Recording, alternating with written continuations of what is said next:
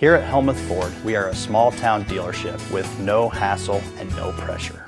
Mahaska Chamber and Development Group and Oskaloosa Main Street invite you to come to Oskaloosa this week. The Young Ambassador Contest is December 2nd with the ceremony at 6 p.m. at Penn Central Mall. And the main event is Twinkling Christmas, the Lighted Christmas Parade, this Saturday at 7 p.m. Come enjoy the one-of-a-kind Lighted Christmas Parade in downtown Oskaloosa, where floats are lit with over 1 million lights. Get in the spirit of Christmas. With the theme Twinkling Christmas, events are happening in Oskaloosa all week long.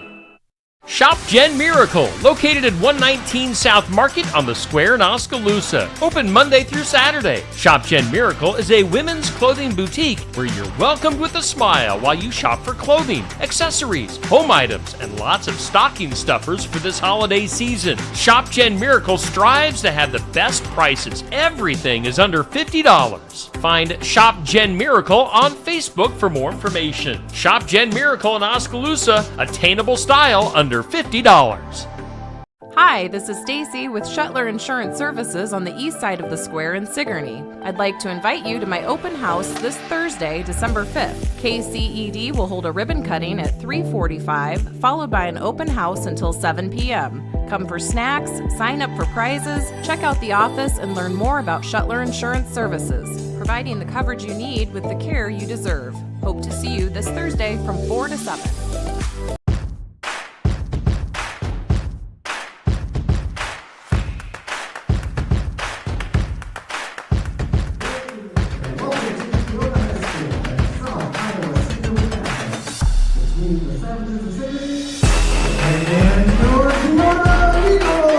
Alrighty, and welcome into Sigourney Keota basketball here on Steve Shuttler Media today. As it is time for basketball action. We're at Keota tonight, and Josh, if it wasn't for the driver of our car forgetting the table that we were going to set up in the stands, I don't know. We're here a little bit late, but we're sitting a little bit lower than we usually do. But I believe we're going to have starting lineups here momentarily, and we'll get the national anthem before we get going with the game. So let's get to our starting lineups, I believe.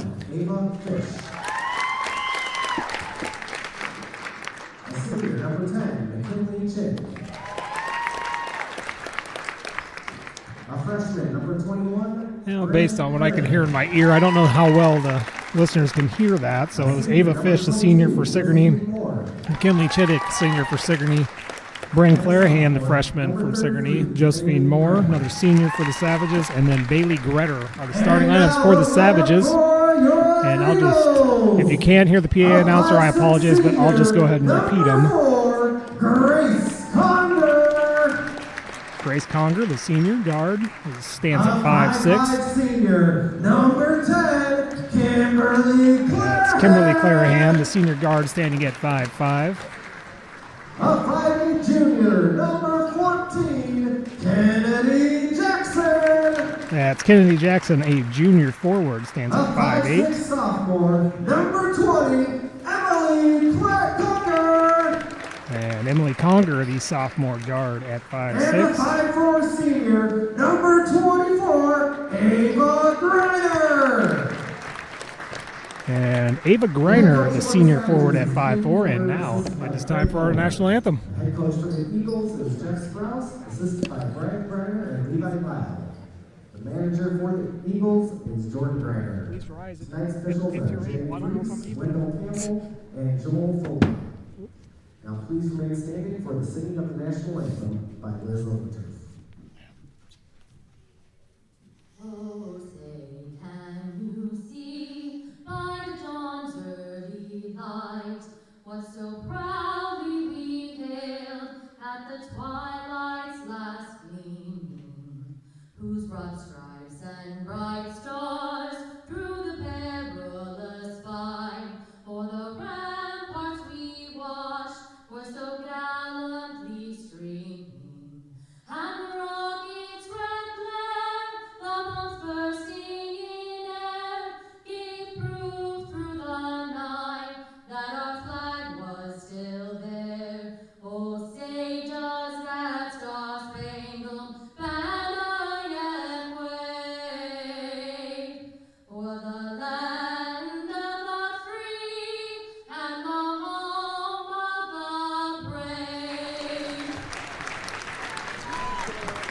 a beautiful rendition of our national anthem.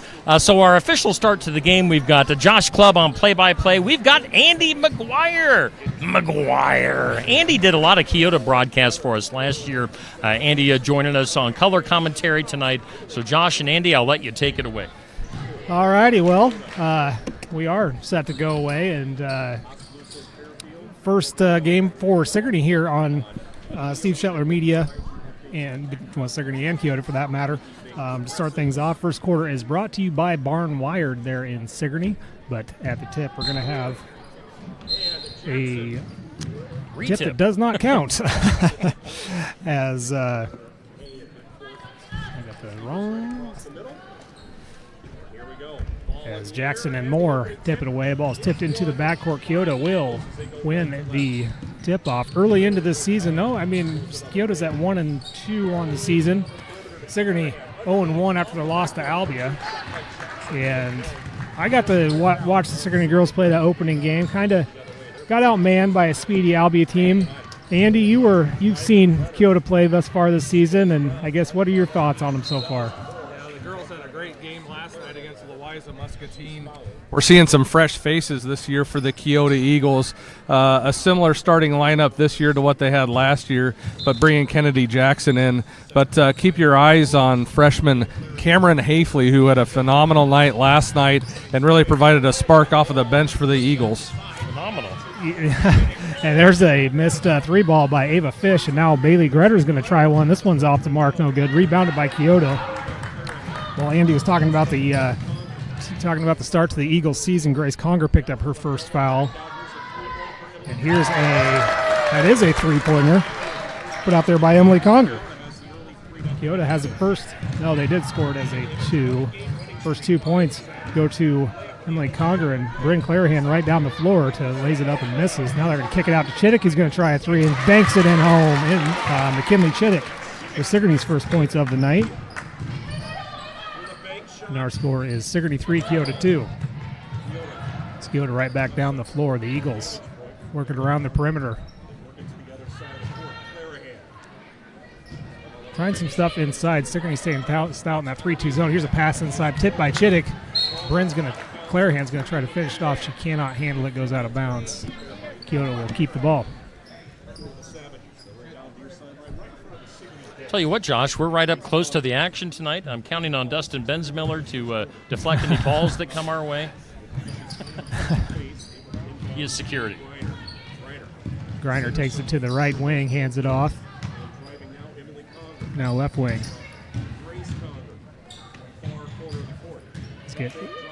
Always takes me a minute to get Emily and Grace Conger righted the ship, but now a shot clock violation on the Eagles, so good stance by Sigourney's defense. I think Keota might have forgotten that the shot clock never reset on that tip ball out of bounds.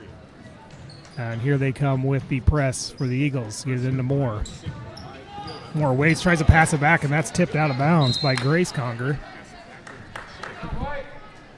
Really no reason there for Moore to even pass that back to Chittick. She could have just kept going up the floor. I'm not sure what made her think to pass that. Nonetheless, Chittick gets it into Fish. Fish pushes up the floor to Clarahan. Clarahan all the way in. She lays it up and no good, but there's a foul.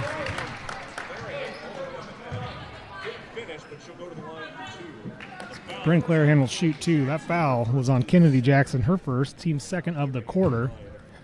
And if this is the first basketball game you're watching this year, just a reminder, last year they switched it to the fouls by the quarter, so teams get to 5 fouls in the quarter, then they start shooting free throws. The opposing team, that is. It's Clarahan. Makes her second one. 4-3 now, as did correct that shot from before. I thought they awarded her a three-pointer, but it showed 2 on the scoreboard. It is Sigourney 4, Keota 3. As McKinley Chittick bumps it out of bounds there. Keota will keep it. 25 seconds on the shot clock. 5:54 left in the first period.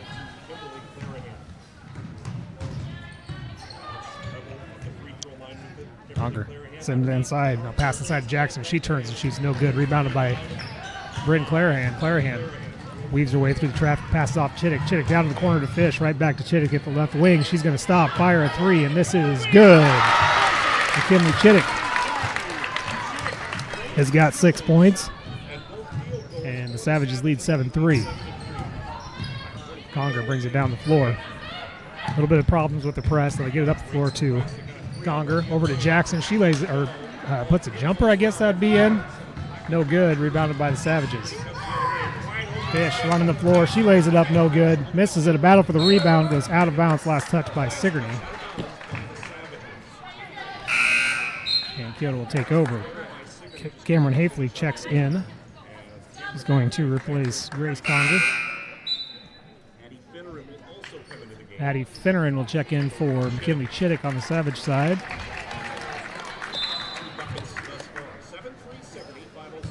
Sigourney keeps 3 in the backcourt on the press. Kyoto's got the dribble stopped right at the top of the key. Now they pass it across.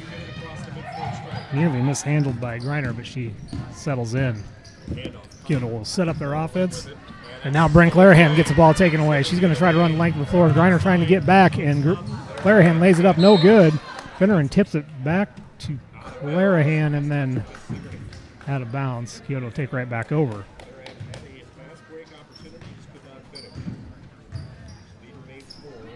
Sigourney keeps 3 in the backcourt, keeps the press on. Kyoto able to bring it across. Now pass inside is jumped by Bryn Clarahan, but she's going to be whistled with the foul.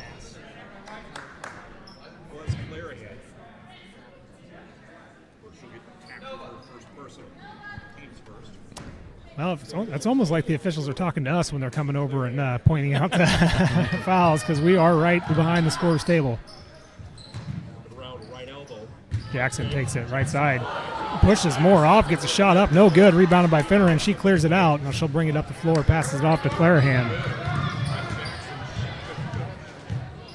Clarahan sets up Sigourney office. Their offense. Left wing to Griner. She's going to go opposite of the screen to the baseline, lays it up, no good, rebounded by Kyoto's Conger. We're going to get some subs here on the next stop. Now a pass inside to Jackson, and she goes up for a shot. It is no good, but she is fouled. I believe that's going to be on Josephine Moore. It is her first. Oop, marked that wrong. And that'll send Jackson to the line to shoot 2. Second foul on Sigourney. Her first shot is good for Jackson.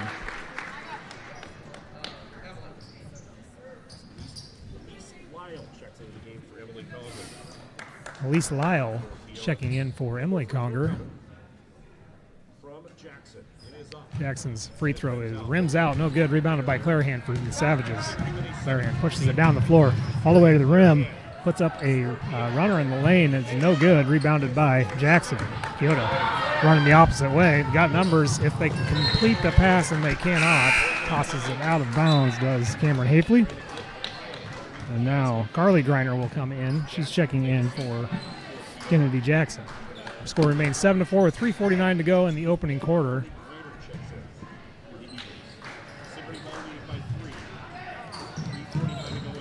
Clarahan gets it to Finneran. Finneran up to Moore. Moore mishandles the pass, passes it back in. Finneran's there to gather it in, but a whistle. We're going to say over the back. We're going to say Finneran's foot was still in the backcourt.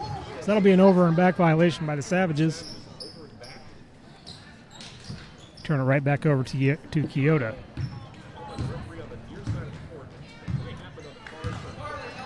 Hafley sends it left wing.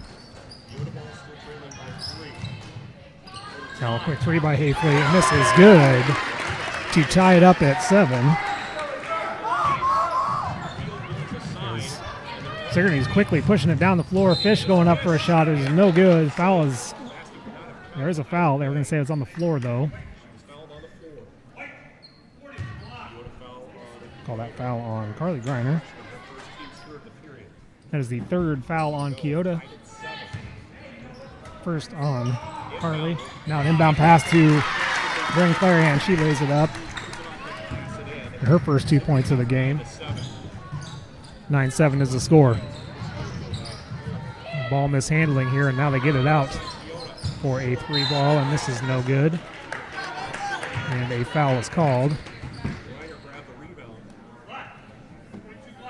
That's on Moore. Her second. Team's 3rd. Kinley Chittick going to check in for Joe Moore. He's got 2 early fouls. Dakota Dodd comes in. I didn't see who else came in. Did you, Andy? I did not, no. I saw Grace Conger come in for Keota, and I think Elise Lyle was already out there for the Keota Eagle girls. Yeah. Here's Bryn Clarahan jumps a pass. She's going to take length of the floor. She's got Gretter on the other side, but she keeps it herself, puts it up, no good. And then it was hit out of bounds by the Eagles. That shot did not touch the rim, so the shot clock will not reset. 28 on the shot clock, 2:47 in the quarter. To get it into Clarahan. She goes baseline. Tries to underneath the hoop layup. Is no good. Rebounded by Keota. Conger brings him down the floor. Back to the right side. Pass is tipped initially, then handled in by Hafley. Hafley. It's left side to that is Griner. And ball was slapped out of her hands. Goes out of bounds. Last touch by Sigourney.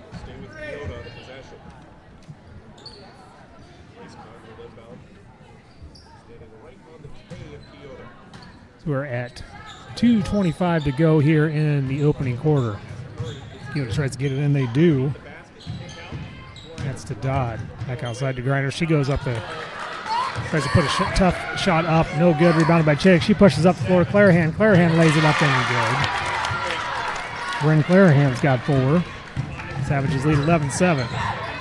Now he's picked up the dribble, straddling the line. Bailey Gretter's going to come away with it after it was tipped by Ava Fish. And a battle at the rim. Basket saved by Cameron Hafley. Goes out of bounds off her. No foul called.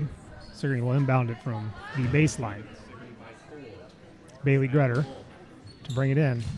She gets it into Chittick. Chittick lays it up and no good off the mark. Rebounded by Keota's Dodd. Down the floor they come. Conger has it right wing. Sets up the offense, sends it right side.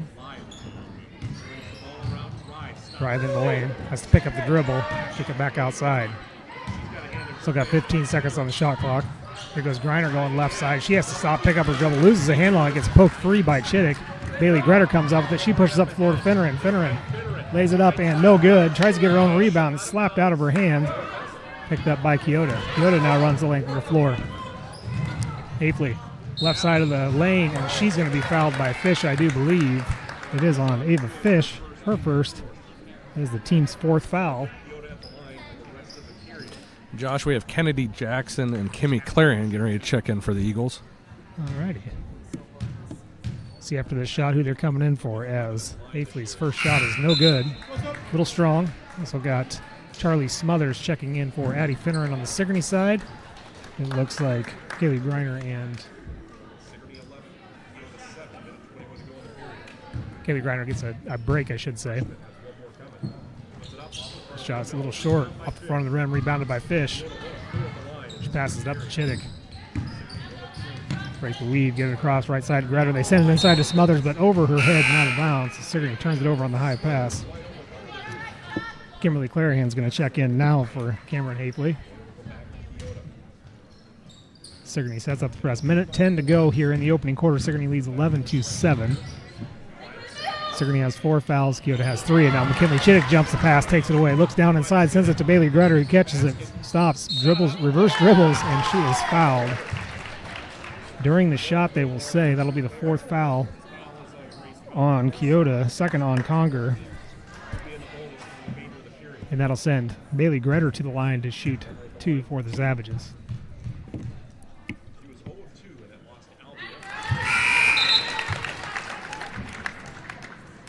Gretter's first shot, good. Her first point of the night. Now Chittick will come out, in will come Finneran.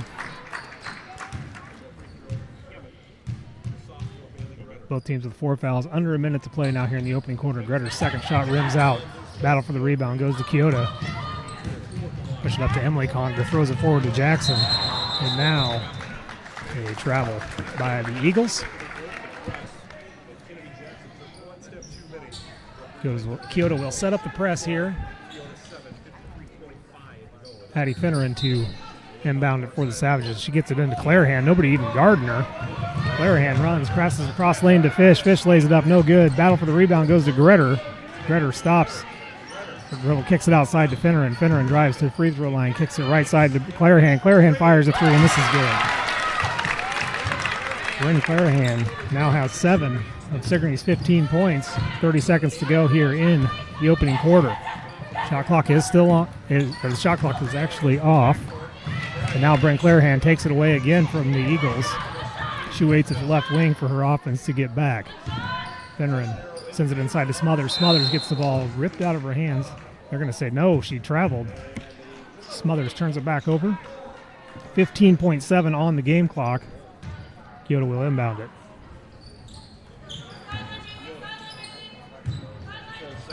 They get it up. Pass it off to Conger. Conger back up top. Clarahan down inside from Dodd. She's looking for Elise Lyle out there, down there, but could not connect. 4.1 seconds left on the clock. Keota will try it again. They get it in. Pass it off. They have to shoot.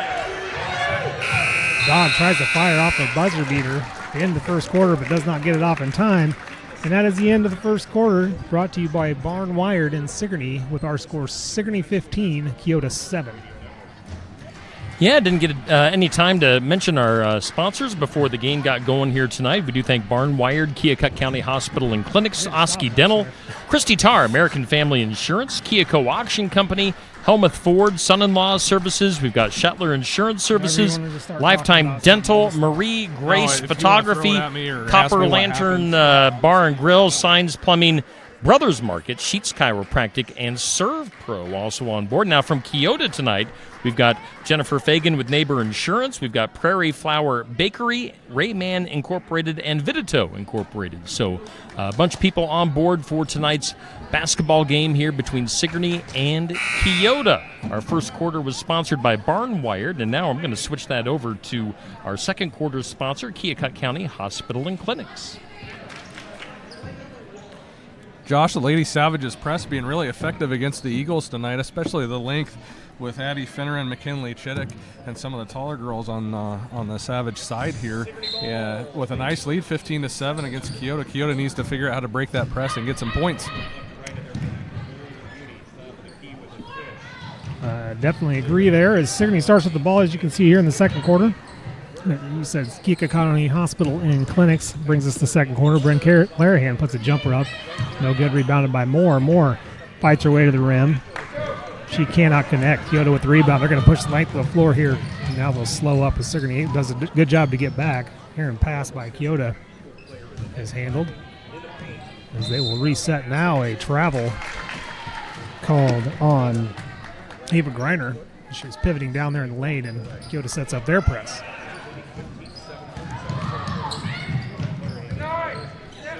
Chittick gets it across the court to Finneran. Finneran's passes way over the top of Becca. And errant pass off the Sigourney cheerleaders over here. Yeah, about got him in the head. And if Becca was the height of Addie Finneran there, she probably could have connected on that, but Becca a little bit shorter than Finneran and the others. Here's a tip pass that Keota is able to gather in. Passing the lane, and that probably should have been a jump ball. I would maybe not. Nonetheless, Sigourney comes up with it. Finneran brings it across, passes it over to Chittick, down to the corner to Clarahan. She fires a three, and this is good. Bryn Clarahan has got 11. The Savages lead 18-7. They take away another shot, and they get right back to Chittick. She's going to be fouled in the lane. This will be on the floor. Clarahan definitely not playing like a freshman. No, because she is a freshman, right? She is just a freshman, and she was something special to watch last year in junior high. I have a daughter that played in junior high as well, and just knew that Bryn was going to be very good at this level, showing it early on with her 11 points, 11 first half points. They inbound it right back to her. She throws all the way across the floor to Ava Fish. Now, Bailey Greiner. Right back to Fish. Inside, Chittick takes a baseline jumper, and this is off the mark, no good. Ball was slapped by Clarahan into the hands of Moore. Moore right back to Clarahan. She lays it up and went around the rim about 13 times and drops for her 13th point of the night. And Sigourney leads 20-7. Keota quickly gets it across, and now a foul is called on Bailey Gretter, her first. Team's first of the quarter. Lady Savage is playing with a ton of intensity there, Josh. Almost stuck out the score table right in front of us. Steve, you're safe down there. Don't worry. Yeah, they kind of got completely beat pretty good at home against Albia to open up the season. So that's probably a lot of practices between that first game and tonight. So probably a lot of frustration to work out on the floor here, and it's not a good feeling when you open up the season at home and you get the doors blown off of you essentially. Yeah, you can definitely tell Coach Weber has these girls ready to play, and I think playing the Eagles has another layer of want and need out of these Sigourney Savages. Yeah, anytime Sigourney and Keota get together in any sport, there's a little added intensity, and now here's a turnover by Keota as they stepped on the line of the pass as Conger will check in. Checked in for Ava Greiner. Clarahan will step out now. In came Ella Bruns, another freshman on this Savage team. As Moore, the senior, brings it down the floor. Moore throws it off the hands of Jackson, and that was. I'll let you decide, Andy. You were great view of that. Looked like to me that bounced right back into Moore's shoulder. I think it did, but I'm not going to argue with a guy with the stripes. Yeah, especially when you're this close to him. Here's a 3-ball by Chittick. This is a little strong off the glass, rebounded by Gretter into the hands of Moore now, and Moore goes up for a shot. It was no good, but she's fouled.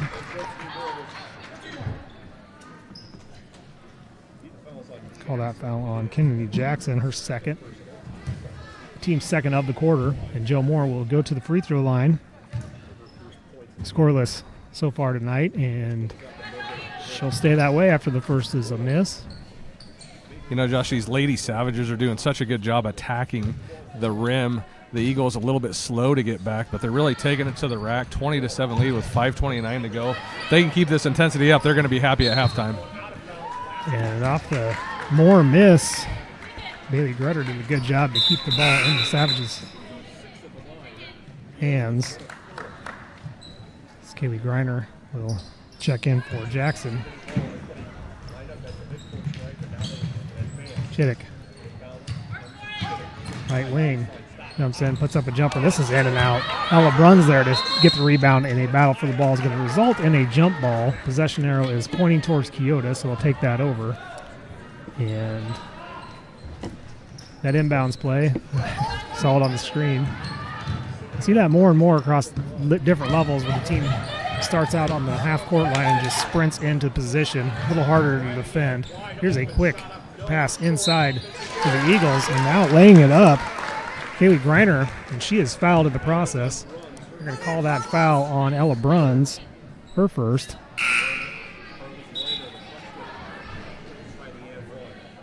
Addie Finneran's going to check in for Chittick. Bruns first, and Carly Greiner with a chance for a 3-point play, and she completes it. She's got 3 on the night, 20-10, 5:05 here to go before halftime as Ava Fish dribbles into trouble and right out of bounds. Not sure what she was thinking there. Clearly not enough room. She'll come out now. Bryn Clarahan will check in for her.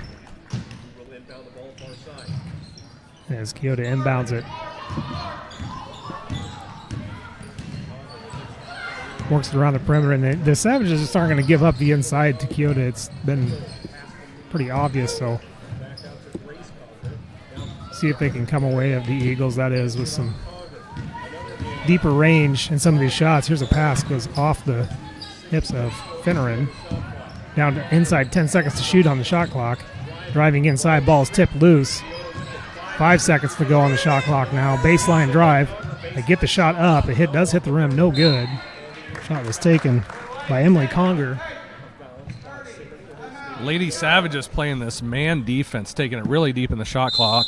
Emily Conger lucky to get a shot off there to reset out of bounds on the Lady Savages. 30-second timeout? Yeah, 30-second timeout there taken by Keota. I'll jump in with some sponsors. How about Yeah, that? how about- Keokuk how about County that? Hospital and Clinics sponsoring our second quarter. We thank them for their sponsorship. We thank some of our Kyoto sponsors for coming on board for tonight's game. That includes Jennifer Fagan at Neighbor Insurance, Prairie Flower Bakery, Rayman Inc., and Vidito Inc.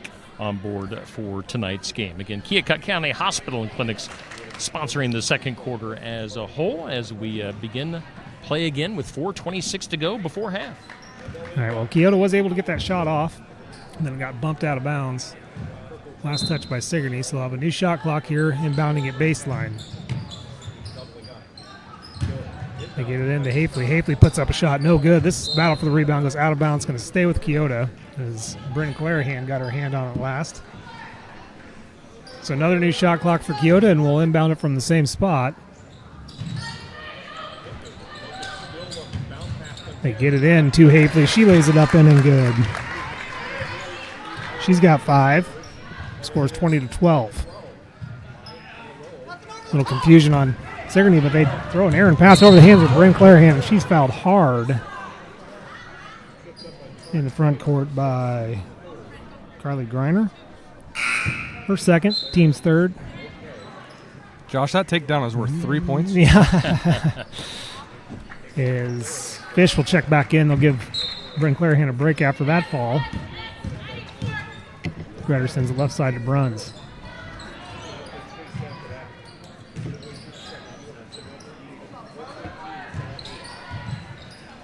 Kyoto gets a tip away and a whistle off the ball.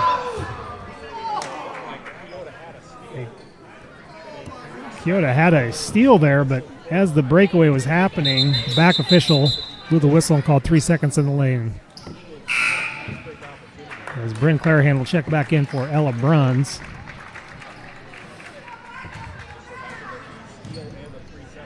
Sigourney sets up their press now, and that'd be why Kyoto's coaches are upset, because Bryn Clarahan's going to take it away here, but they had a easy layup opportunity. Clarahan directing traffic as she dribbles down the floor. She's going to be fouled. For Cameron Hafley, her first. Team's 4th of the quarter. Gretter sends it outside to Fish. Fish fires a 3, and that's is off the front of the rim. Long rebound is going to be gathered in by Hafley, who's got a free run at the basket, lays it up, and no good. Bryn Clarahan slaps it off the head of Kimberly Clarahan. So Sigourney will get the ball back. Center and gets it into Chittick. Throw it up the floor to Gretter. Gretter gathers it in, kicks it back out. Chittick looks top of the key to Finneran, and she fires a 3, and this is good. Addie Finneran with her first 3 points of the night. And Sigourney leads 23-12, and quickly down the floor goes Kyoto, trying to save it. A battle down in the corner between Kimberly Clarahan and Bailey Gretter. Ends up out of bounds, last touch by Kyoto. Probably really hard to see on your camera right now. Chittick gets it into Clarahan.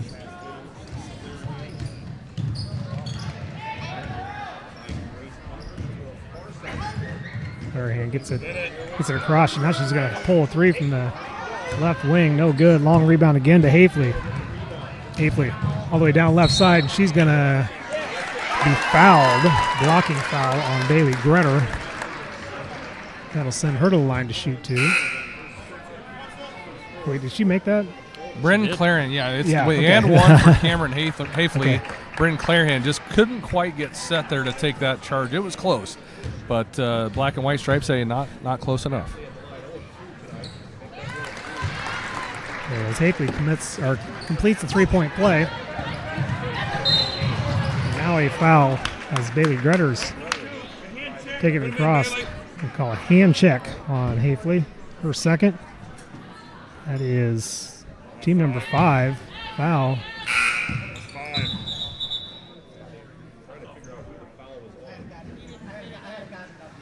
As the scoreboard was not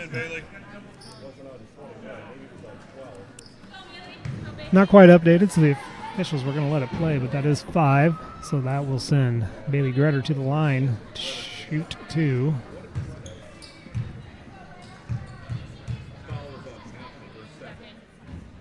First shot bounces up and good for Gretter. Just her second point of the night. She went 1 for 2 on her last free throw.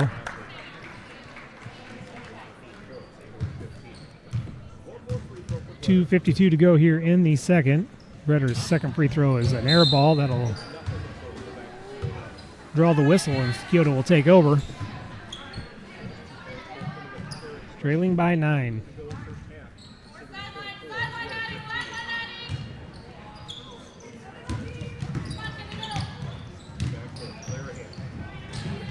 Kyoto able to get it across.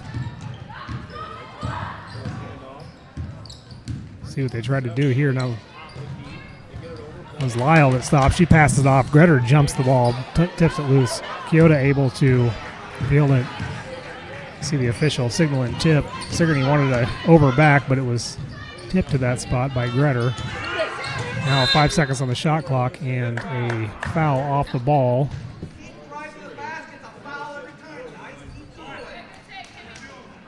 Call that foul on Addie Fennerin, her first. That is the team 5th foul, so that will send Kimberly Clarahan to the line to shoot 2. First one good. Her first point of the night.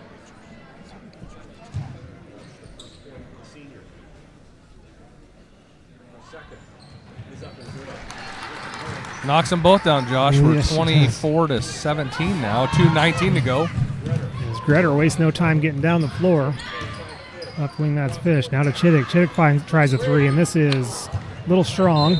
Battle for the rebound goes off Sigourney. Kyoto will take back over, and Andy, Kyoto's done a little bit better at beating the presses. We're going to get another timeout here by Sigourney this time, a 30-second timeout, but a little bit better job of not turning the ball over on the press. Still slows them up on getting across. They're typically getting across with about 25 seconds on the shot clock.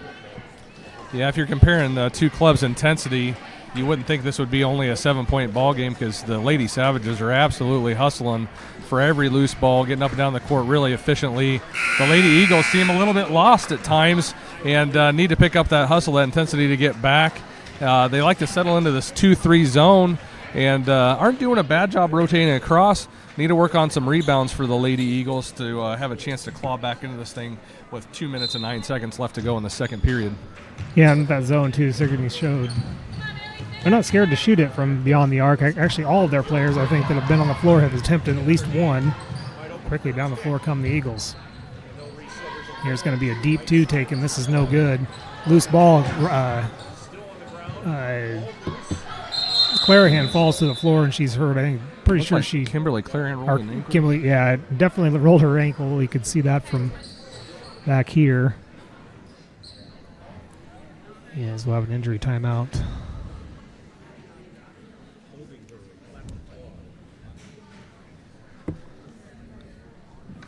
For that, yes, she planted on that left foot and immediately went down.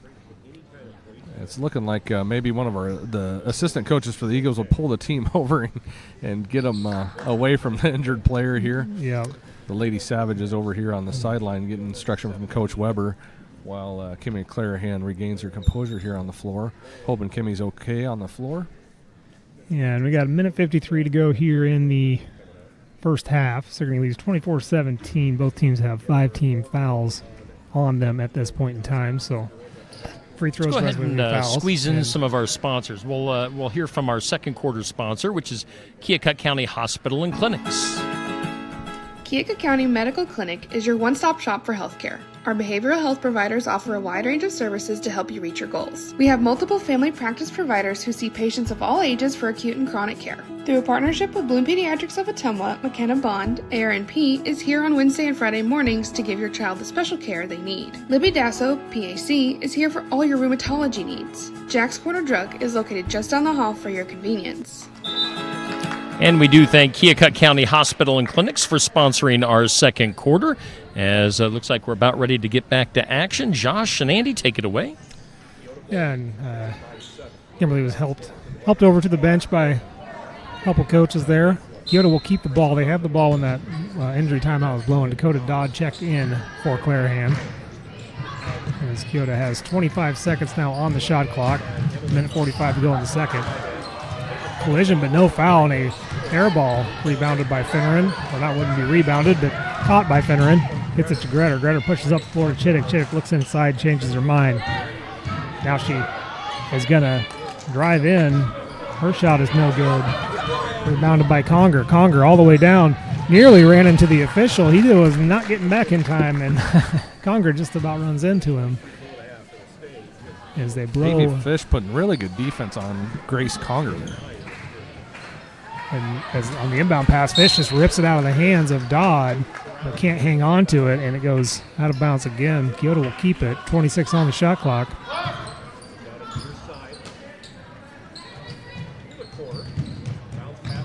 As they get it into Lyle. Lyle hands it off to Conger. She lays it up. No good. Rebounded by Chittick. Gretter pushes up the floor to Finneran. Finneran from the right wing goes inside. Now back outside to Gretter. Gretter, ball fakes inside. She goes, lays it up, or puts a runner up. No good. Rebounded by Keota. And Dodd is going to bring it down the floor now.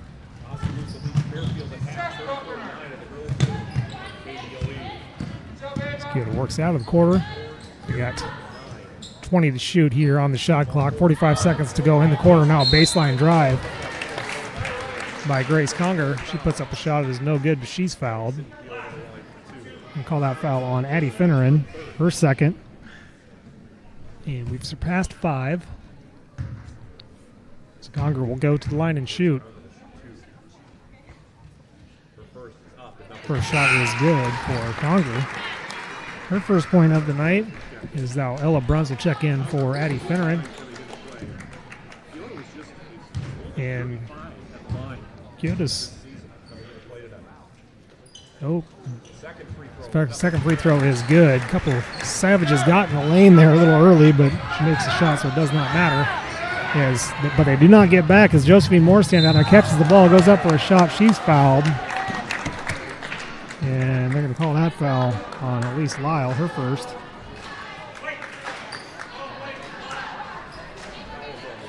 Elise Lyle just jumping in front of Joe Moore there, trying to take a charge. That was a blocking foul through and through.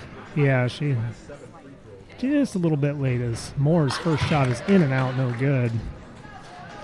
But Keota's last couple of minutes has worked their way back into only down by 6 here now with 35 seconds to go in the quarter. 35.4, so there will be a shot clock after Moore's make here. That's Josephine Moore's first points of the night. As quickly down the floor, Ava Fish blocks a shot that was attempted out there by Ava Greiner. That's the battle of the guards right there. Yeah. You guys remember Dikembe Mutombo? That's Not like here. the inversion of that. There was no finger wagging. I didn't see. Here comes the inbound pass. There is 0.2 of a second difference between the shot clock and the game clock right now as Dodd fires a 3, and this is an air ball into the hands of Chittick. Chittick running down in front of the scores table. She's fouled as she had 3 Eagles enclose on her. That'll put Chittick to the line for the Savages. She's got 6 points so far tonight. Second foul called on Elise Lyle. Coach Sprouse holding court with one of the officials here right in front of the scorers table. What was he saying? You could probably hear. I was too distracted by the sweat dripping on me. Yeah. Chittick misses both of her free throws. And Keota has it. Shot clock is off. Inside 10 seconds to play here in the half. Pass inside is taken away by Gretter. Now battle for the ball. Should be a jump ball. It is. 5.4 on the game clock. Sigourney has got the possession arrow in their favor. 5.4 seconds. Sigourney, see if they can get something in the end. Gretter takes it in. Gets it back to Chittick. Chittick up the field floor to Bruns. Bruns fires a shot as the buzzer sounds. It is no good off the glass. And we will go to half with Sigourney leading 25-19. I got to tell you, that was like 2 prize fighters just slugging it out Yeah. through and through. Sigourney just a bit taller. Keota maybe a little bit quicker. Not showing off that speed that Keota has, though. Keota, I think, Josh, lucky to be down by 6 at this point.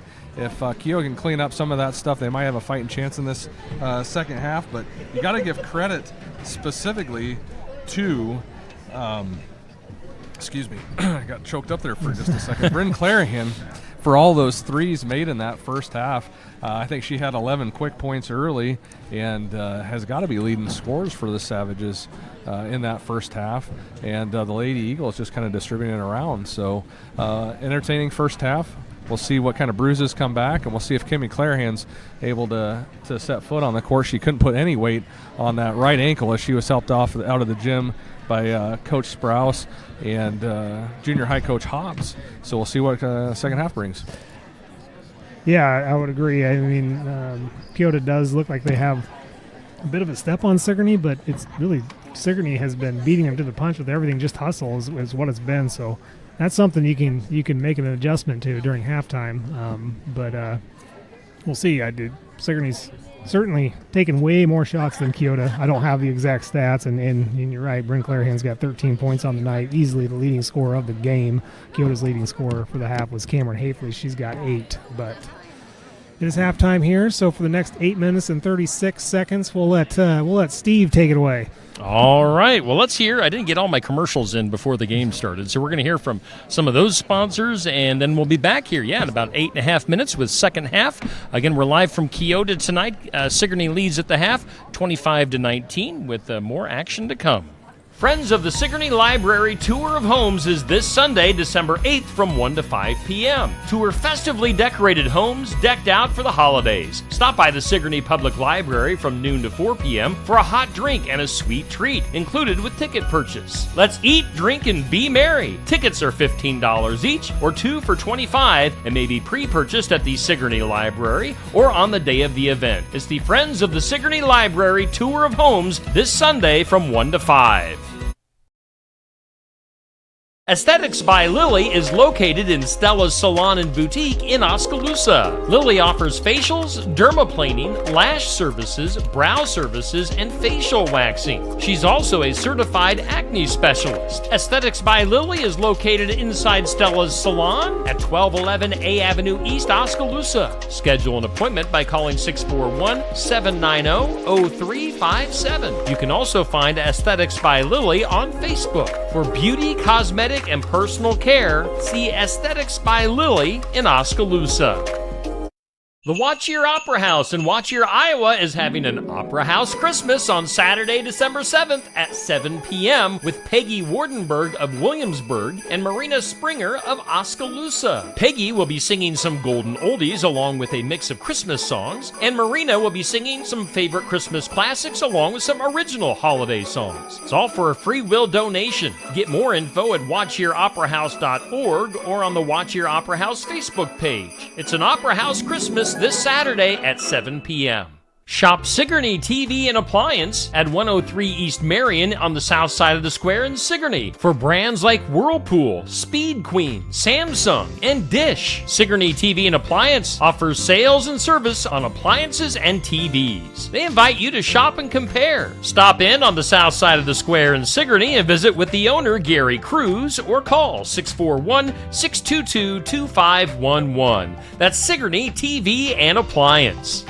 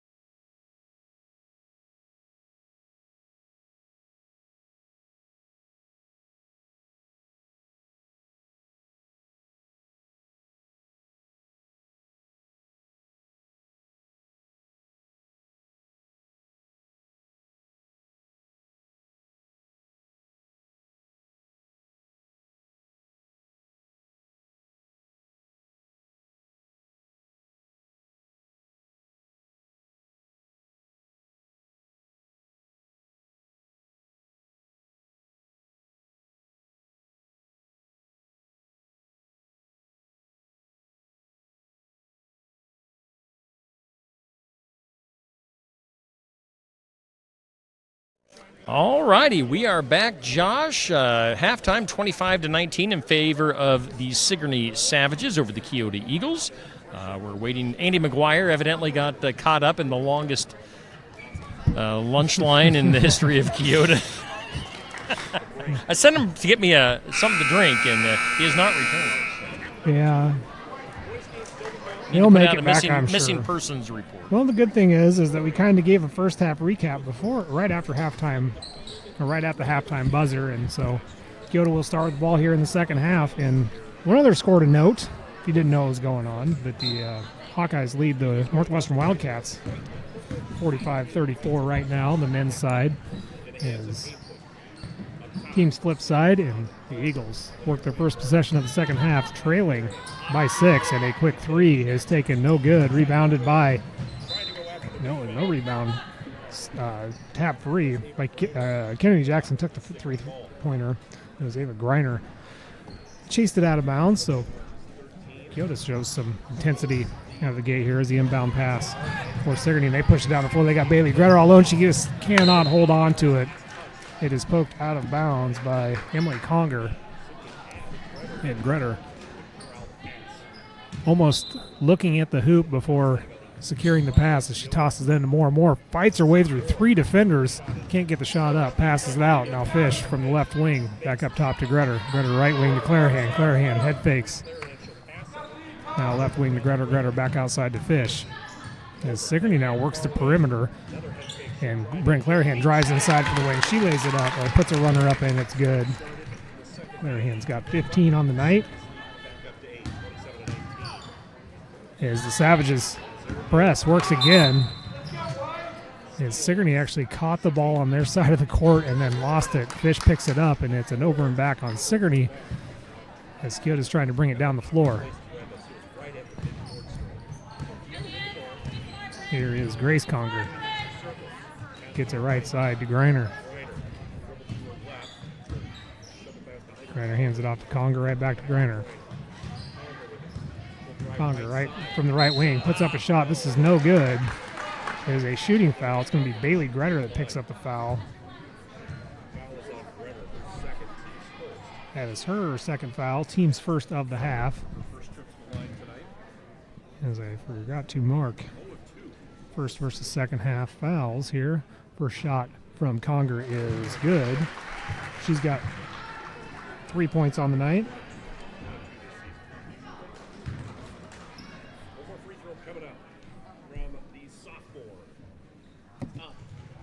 Conger connects on the second one. From the Conger. Sophomore. Now Keota's press is causing problems for Sigourney, but they lob it up to Moore and Moore. Dribbles once, goes up for the shot, and she's going to draw a foul on Jackson. Home fans not liking that one at all. That'll send Joe Moore to the line.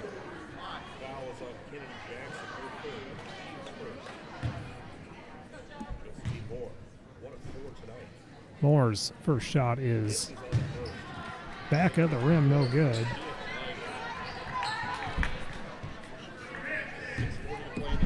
Joe Moore having a tough one tonight. Just cannot get her shots to fall. Here's the next one. This is off the back of the rim again. Gets her own rebound. Passed it off to Fish for a deep three. Fish's three looks strong. It is. Rebounded by Moore. Ball did not touch the rim, so the shot clock could not reset. Now on a pass, Keota takes it away. Conger brings it up the floor. Sends it inside. Laid it up and good as Cameron Hafley. She's got 11. 27-23 as Sigourney pushes it down the floor. Left side to Moore. Moore mishandles it initially, picks it up, and she's fouled again. Well, Josh, it looks like the Keota Eagles may have gotten some motivation somewhere there at halftime. Yeah, certainly came out with a lot more intensity to start off the second half. It almost was role reversal, other than Sigourney able to get some players running the floor as Moore connects on her first free throw.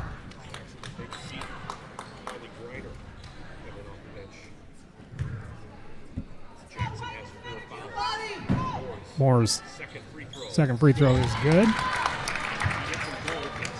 Joe Moore's got 4. 29-23. Keota wasn't even looking. They trying to get it to to Griner. She wasn't looking. Sigourney takes it over, but the layup is no good for the Savages, and right back down the floor come the Eagles. Right side. Ball's mishandled. Now the lane opens up. Grace Conger drives inside. Lays it up. No good. She tries to rip it away from Moore. They're going to call a jump ball.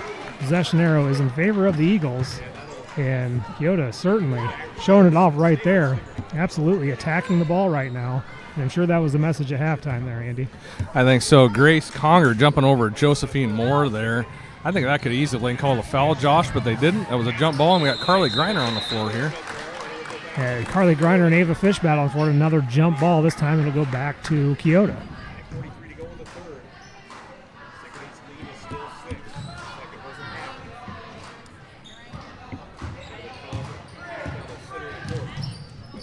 And now a dribble off of her foot for Conger. Hafley gets in trouble after she picks up her dribble. Now she tries to toss it away from the coverage of Clarahan. Right back to her. Hafley goes inside, left side, lays it up and good. Cameron Hafley has got 13, and Keota within 4. Sigourney pushing the floor. Bryn Clarahan takes it all the way, and she lays it up and good.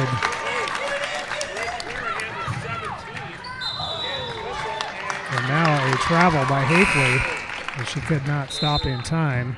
Turn it right back over to the Savages. Bryn Clarahan with quick feet to the basket, laying it up and then nice and easy, and then gets Cameron Hafley off balance. Turnover here, staying with the Lady Savages. Clarahan sends it inside to Moore. Moore puts it up bottom of the rim. Finneran is there. She lays it up and good, and Addie Finneran will have a chance at a 3-point play. She's got 5 now. They're going to call that foul on Emily Conger. Her first.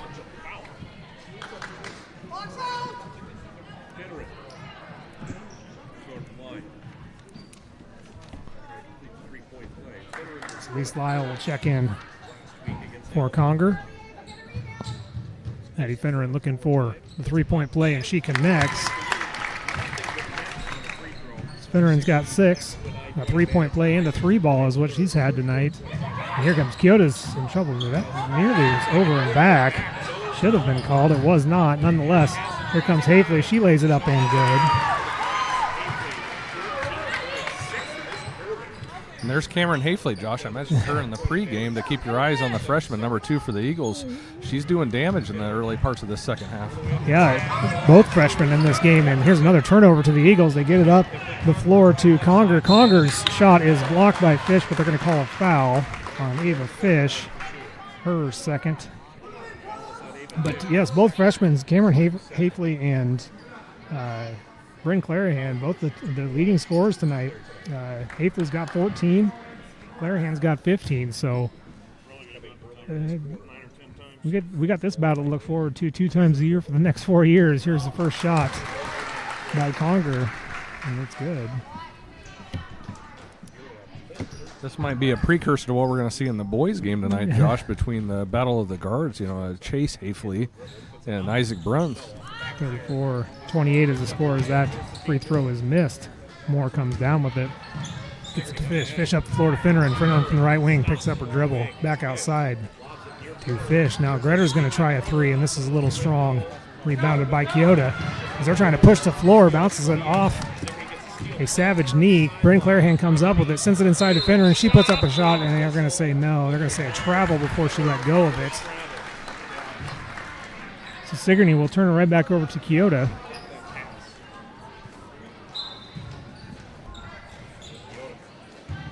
Six-point game.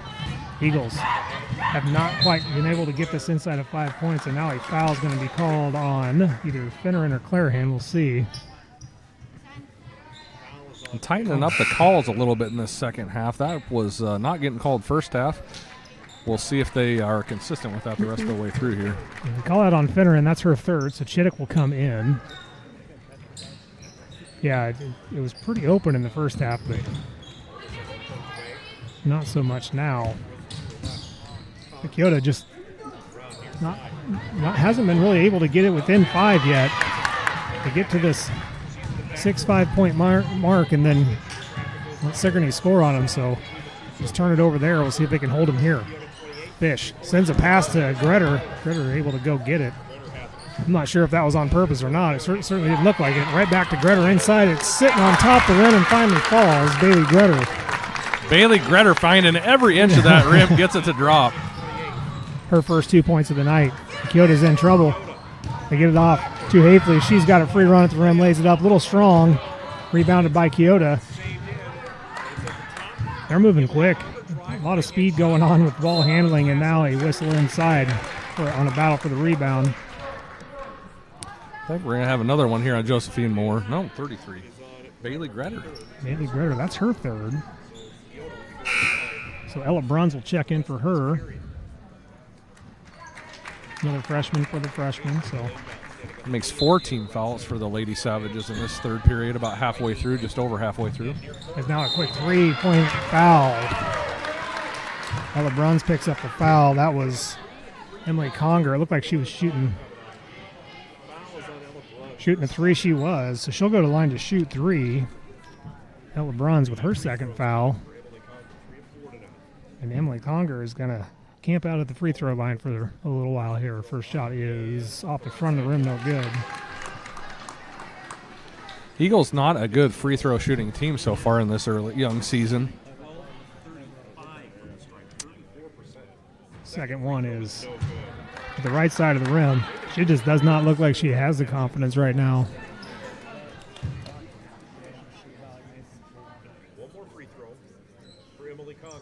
Conger connects on the third one. Third time's a charm for Emily Conger. She's got 6.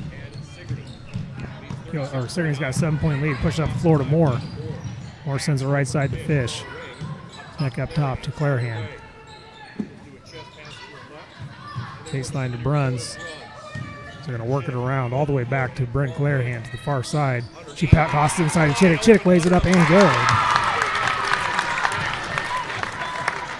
Chittick's got 8. And his lead is back to 9 for the Savages, and now a travel on Keota. Turns it right back over to the Savages. Keota's intensity has kind of died off just a little bit here in the last couple of minutes.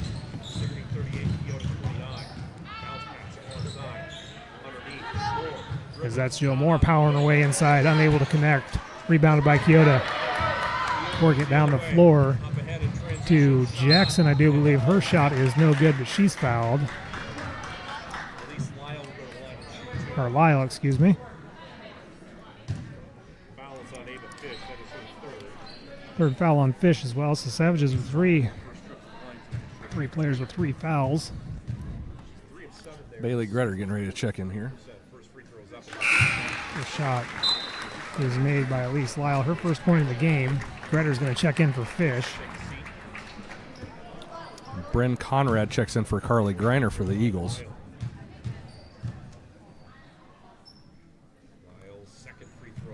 Lyle's second free throw is good. She's got 2. And the lead for Sigourney is now 7. Gretter loses a handle on it, just picks it up, lets him clear out. Passes over to Chittick. She fires a 3, and it's good. Kimmy Chittick's got 11. Savages back. Up by 10. Safely pushes it down the floor. Lyle lobs it inside to Conrad. She tries to kick it back out. She does. Laid up and no good. Rebounded by Sigourney. It was Ava Greiner that missed the layup.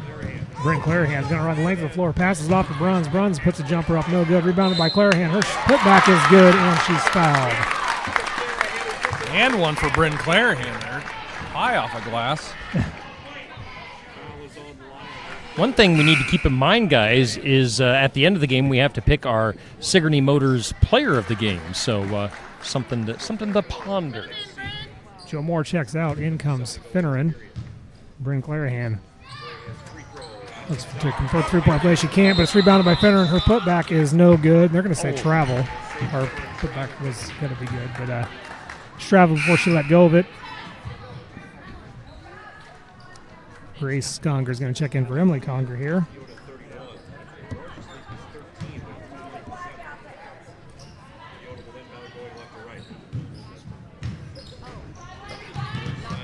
As the Eagles work it through the Savage press. Excuse me, Hafley has it left side versus the court. And drive inside into a crowd causes a problem. And now a three by Hafley is good. Hafley's got 17. 43-34. Right back down the floor. Clarahan lays it up, no good. Battle for the rebound is going to be a tie-up. Should be a jump ball. What a phenomenal feed from Bailey Gretter across the lane. Just can't quite get the finish. And a bit of a rugby scrum underneath the basket. Bryn Clarahan and Cameron Hafley both with 17 points on the night as this inbound pass gets pushed right back out of bounds. Gretter gets it into Chittick. She catches and shoots. And it's good. McKinley Chittick moving her way up on the leaderboard as far as points go as well. As Sigourney tightens up the press. Griner gets it to Hafley. Tries a deep three again off the front of the rim. No good. Long rebound goes to, or tip rebound goes to Chittick. Clarahan gets ran into from behind by Grace Conger. Don't know about that one, but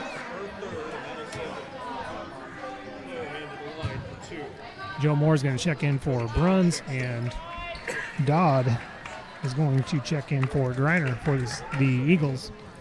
45-34, Bryn Clarahan. That is 5 fouls on Keota. They call the foul on Grace Conger. That's her third. Clarahan makes the first one.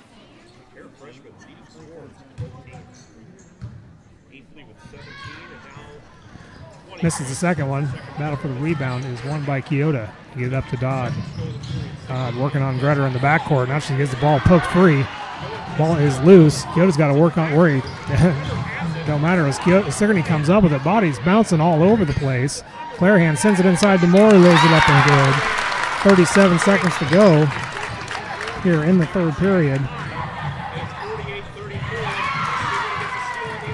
As Sigourney turns Keota right back over again, but now a loose ball. As Joe Moore slow to get up. Dodd takes a three. This is no good. In and out. Battle for the rebound is for Moore. Moore passes off to Clarahan, and Clarahan's going to slow it down. They got 14 seconds before the end of the half here. Clarahan gets a screen from Finneran. To the right side she goes. All the way in, kicks it out to Chittick. 5 seconds to go here. Clarahan fires a three from the right wing. This off the front of the rim. No good. Rebounded by Dodd. She's not going to be able to get a shot off in time. And that is how we will end the third quarter with Sigourney leading 48-34. All right, we do thank Oski Dental. They were our third quarter sponsor here on the Sigourney Keota game. And Christy Tarr, American Family Insurance, is our fourth quarter sponsor. Let's go ahead and hear from her right now. Life's better when you're under our roof. Because when you feel totally protected, your family's free to enjoy their dreams. Try it again. You're getting the hang of this. Good job. American Family Insurance. Contact Christy Tarr in Oskaloosa at 641-673-8965. And again, we do thank Christy, whoa, really loud there, Christy Tarr, American Family Insurance in Oskaloosa for being our fourth quarter sponsor. As we head into the final frame, Sigourney leading 48-34. We've got Josh Clubb and Andy McGuire on commentary. Guys, take it away. All righty, well, Andy, what do you think? Well, how is this going to play out? Do you think Keota has enough to climb back into this? Enough firepower, I should say. I think the Eagles need to ratchet up the intensity the way they did in the first half of that third period there. If they can keep that intensity all the way through here, limit mistakes like that one right there where they turn the ball over, and start knocking out some three-point shots. The Eagles have the girls that can knock down the three. If they can do that, limit the mistakes, and play some solid defense, specifically against Bryn Clarahan and Josephine Moore and Addie Finner and some of the bigs there for Keota, they might have a shot at it. All right, as you said, yes, really an unforced turnover there by Keota. Here's Bailey Gretter with the three, and this is off the mark, no good. Rebounded by the Eagles. Push it up the floor. They got Conger all the way down there alone. She passes it off, and good is Kennedy Jackson. Points in transition would come in huge, too, to climb back into this thing. And Sigourney's trying to do it the same. Fish has it. She sends it across the floor. Don't know if that was supposed to go to Gretter or to Clarahan. Clarahan has it. She sends it far side, right back to Fish. Finneran head fakes the three, lobs it inside to Clarahan. Clarahan dribbles once, puts it up and good. Bryn Clarahan is now doing more damage, Josh. Bryn Clarahan's having a night. What does that put her up to? She's got 20 points on the night. Amount of room on my makeshift score sheet here, and now here's a travel at midcourt by Emily Conger.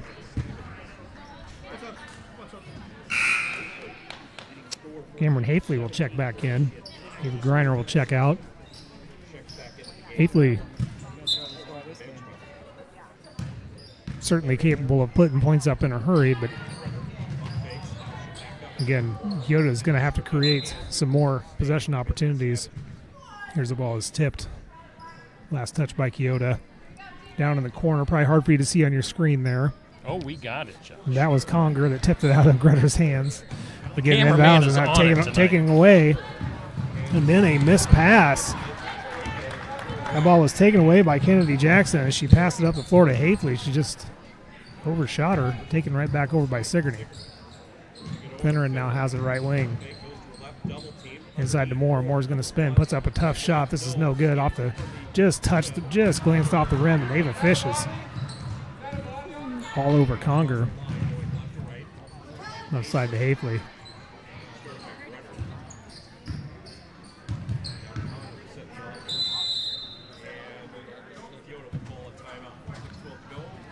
Coach Sprouse taking a quick 30-second timeout. Not a lot of activity there for the Lady Eagles. The Lady Savages doing a great job locking this stuff down and doing what they need to do, Josh, to be successful in this fourth period. 50-36, 14-point advantage for the Lady Savages. Yeah, to come back from 14 points in a quarter, you know, that couple missed opportunities there, the unforced turnover, and then the in transition, just unable to connect there. I mean, that's you know, they still got to make the shot, but take 4 points off the board there automatically, and you know, looking back at it, it's actually kind of an 8-point swing because then Sigourney goes down and executes their portion of it. So see if they can clean that up. That was the first time out of the half, but second of the game. So Keota will have 3 remaining. Here's another takeaway by the Savages. Clarahan pushes it down the floor to Chittick and goes out of Chittick's hands and out of bounds. It's going to be Keota's ball. 6 minutes exactly to go here in the game. And now an inbound pass is wide of Hafley, and Keota turns it right back over. I believe that's turnover number 4 for the Lady Eagles and 2 minutes into this fourth period. Yeah, here's an inbound pass to Moore, who tries to put up a shot and loses the handle of it in the process. Moore slow to get up again, second time, and now a foul is going to be called. No, they're going to say Conger dribbled it on the out-of-bounds line. Finneran will check in for Moore. Keota coaching staff unhappy with the call there. They get it in to Clarahan. Clarahan quickly down the floor. Backs up, sends it up top. Chittick head fakes, drives inside, loses a handle on it. Keota comes up with it. Get up to Hafley. Hafley pushes it up to Conger. Conger has got Jackson if she needs her, but she takes it herself and lays it up in and good. And Conger's got 8. Sigourney works it through the Eagle press, and now a timeout is called by Sigourney after they cross half court. Full timeout called by Sigourney, so that'll give us some time for some sponsors, Steve. All right, let's jump in here with some sponsorships. We do thank our fourth quarter sponsor, Christy Tarr, American Family Insurance. Also, Barnwired, Keokuk County Hospital and Clinics, Oski Dental. We've got Keokuk Auction Company on board, as is Helmuth Ford, Son-in-Law Services, Shetler Insurance Services, Lifetime Dental. We've got Marie Grace Photography, Copper Lantern Bar and Grill, Signs Plumbing, Brothers Market, Sheets Chiropractic, and ServPro also on board for our sponsorships. Plus, from Keota tonight, we send a special thanks to Jennifer Fagan at Neighbor Insurance, Prairie Flower Bakery, Rayman Incorporated, and Vidito Incorporated are all of our sponsors that you see rotating in the bottom right corner there of your screen. And, of course, our special sponsors for the quarterly sponsorship. So all these people making our broadcast possible tonight. and throughout the season. Again, if you're just tuning in, we're doing Sigourney Keota basketball tonight. We've got 8 Sigourney doubleheaders lined up for this season. We've got 8 games for Pekin lined up for this season and 8 games for North Mahaska. So we're going to be covering as much of our area basketball action as we can during these next couple of months. Back to you, Josh. All right. Out of the Sigourney timeout, they have the ball and took that, so 5:24 to go.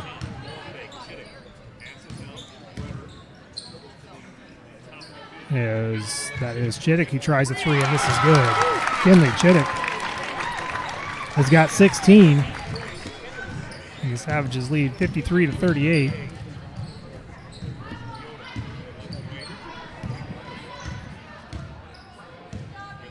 As Hafley drives left side now. Sends it inside and layup no good. Rebounded by Chittick. That was Jackson that attempted layup for the Eagles. Clarahan dribbles out of a trap. Sends it far side corner to Fish. Fish brings it back up top to Grutter. Grutter left side to Chittick, now inside to Moore. Passes it off to Grutter, and this pass is Aaron. Picked up by Conger. She's going to run all the way down. Has the ball picked out of her hands, and now Chittick is ran into by Ava Griner.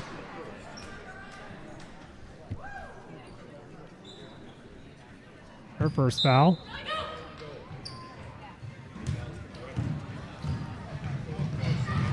4:25 to go here in the game, and Chittick's going to try another 3, and this is off the mark and goes out of bounds. Keota will take over on the missed 3-point attempt.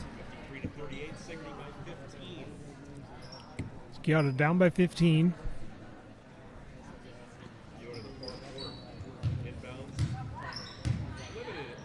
Sigourney with a kind of a soft press on now. As Conger comes across, gets inside, puts up a tough shot, and gets the roll. Good defense from Lady Savages. Emily Conger just able to create and get off the glass there.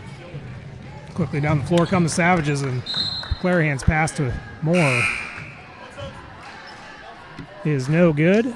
With that, Finneran will check in for Chittick.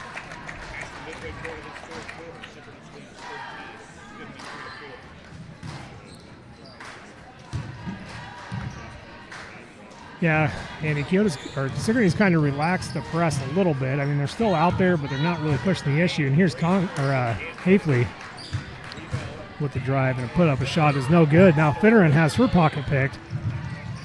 Ryder comes up with it. Now Conger tries a 3-pointer. This is tipped by Gretter, and a battle for the loose ball is going to be a foul on Cameron Hafley. It's her third.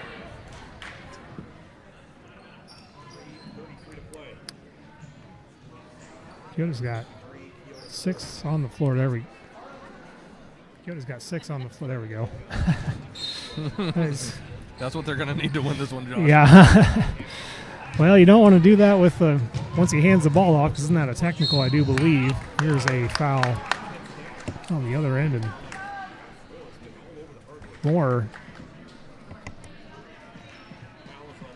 Moore's been fouled hard a few times. That foul's on Emily Conger, her second. Moore's first free throw is good.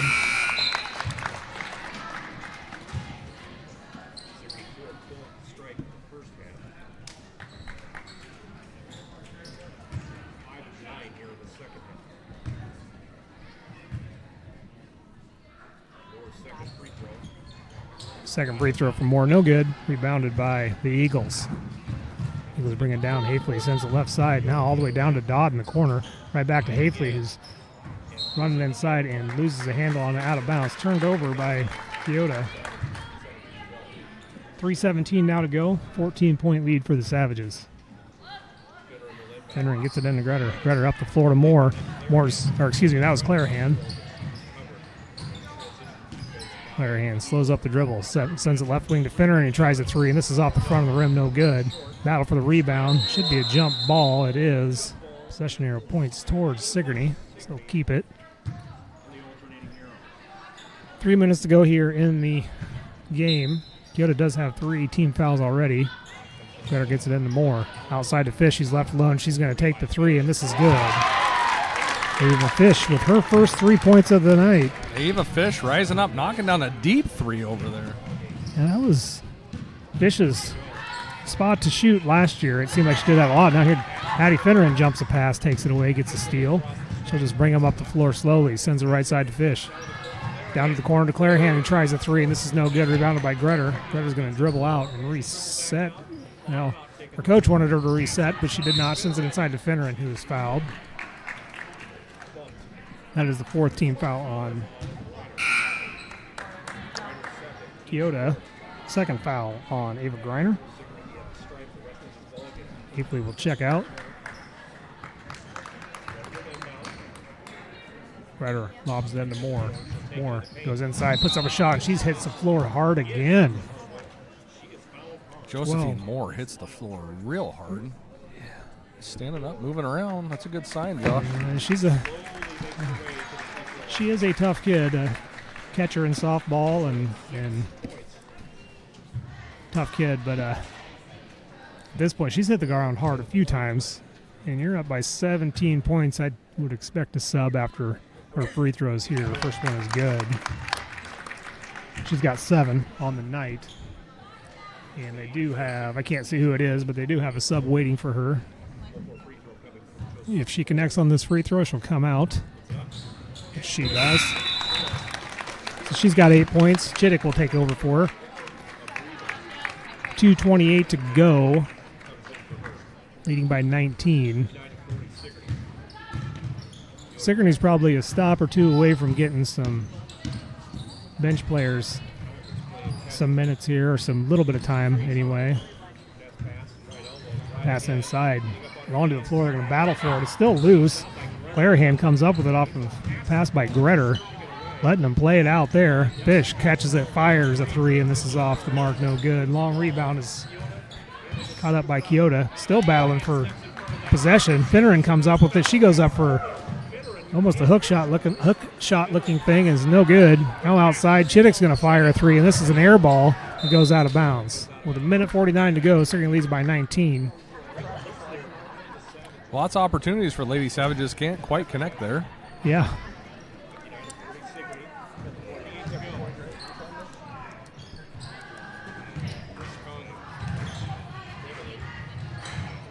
Eagles move it down the floor and set it up.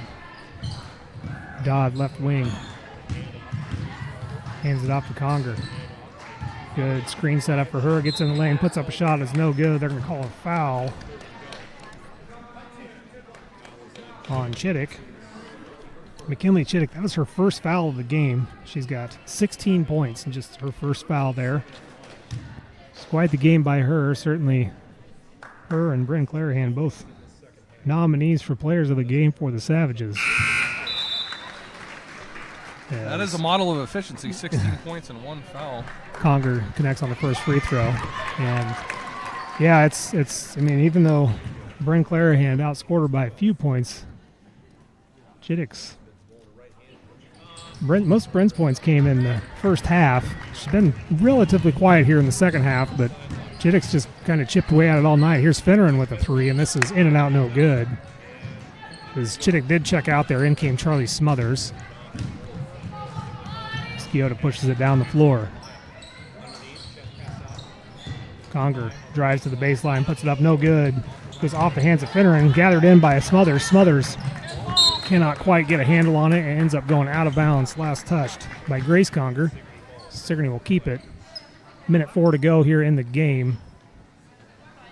Smothers will send it in from right in front of the scores table.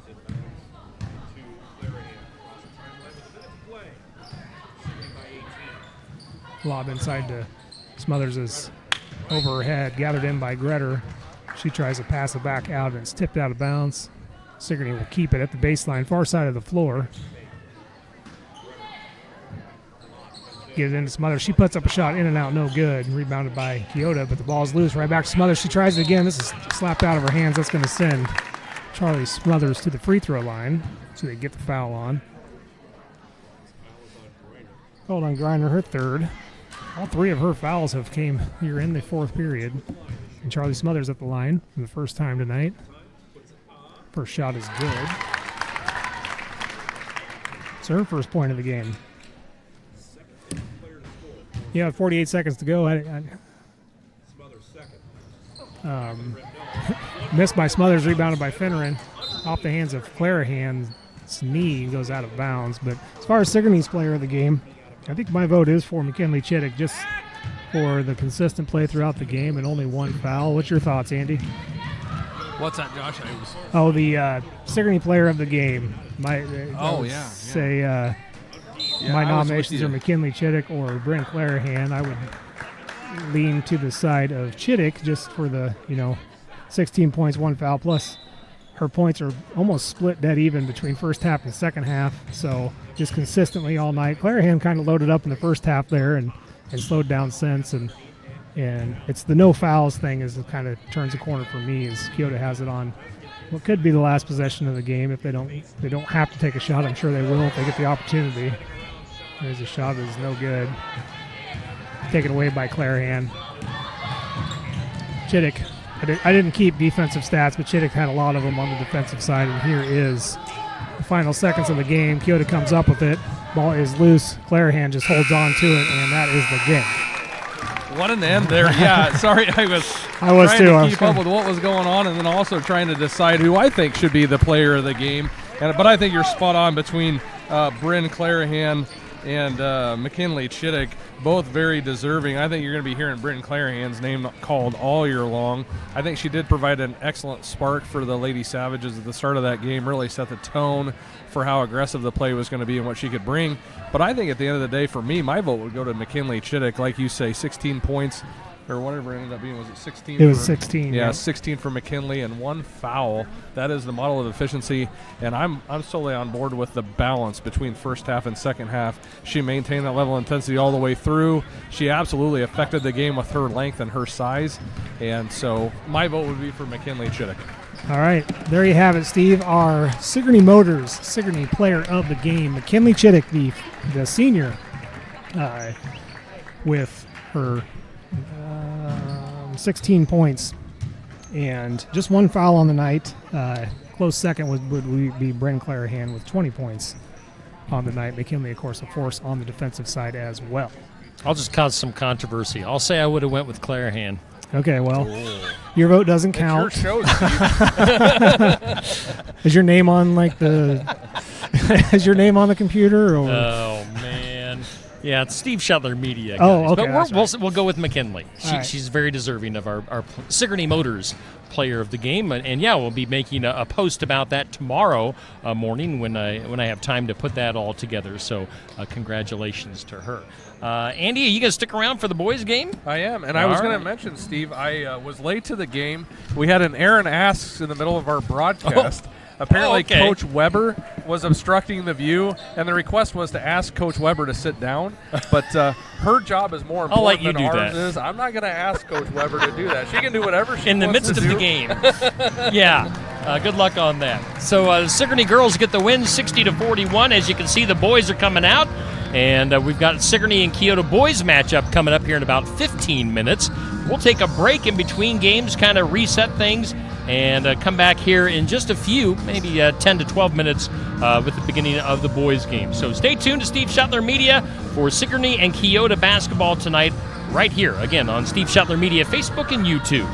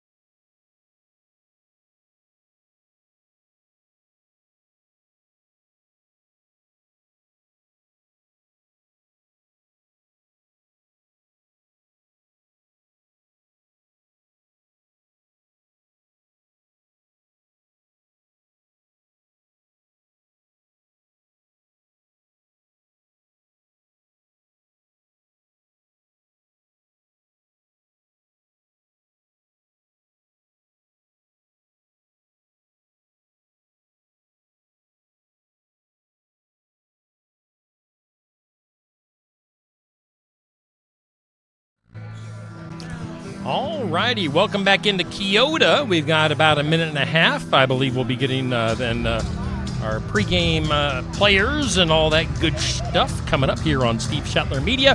Again, we've got Sigourney boys now at Keota for our second game of the evening. The Sigourney girls won the opener tonight against the Keota girls. We thank all of our sponsors for being part of our broadcast tonight. That includes Barnwired for sponsoring our first quarter. We've got Josh Clubb and Andy McGuire hanging out with us. Andy, of course, was a big part of our Keota basketball broadcast last year. Andy's from Keota. We got Josh from Sigourney.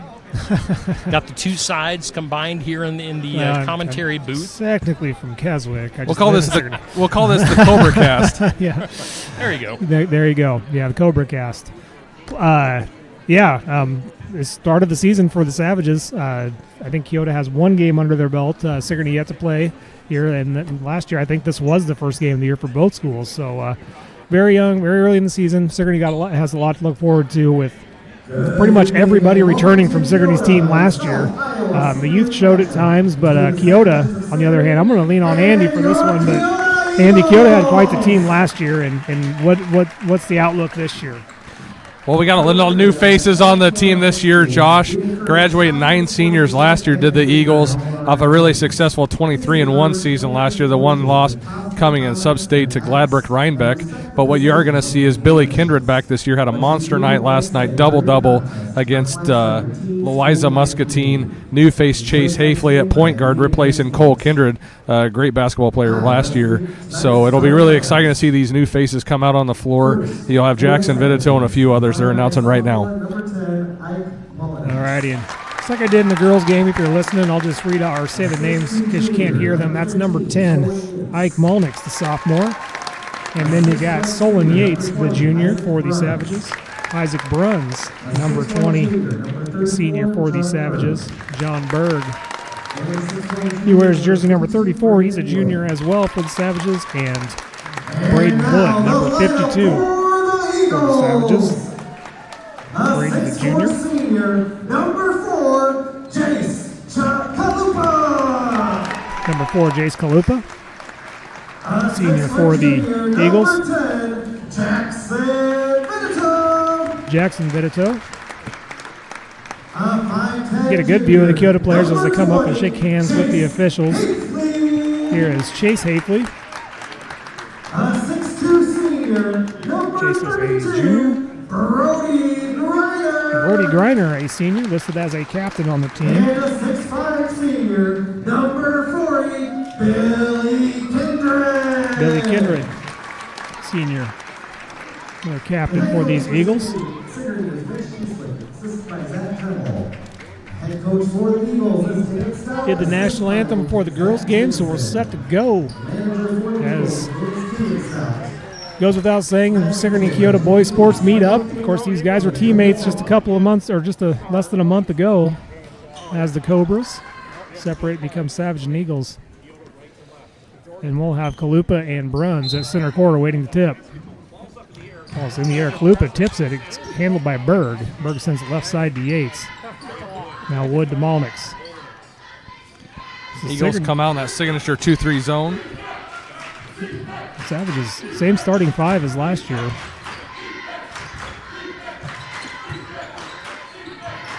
As they send it inside. Now it's tipped around. Bruns comes up, that puts up a jumper. It is no good.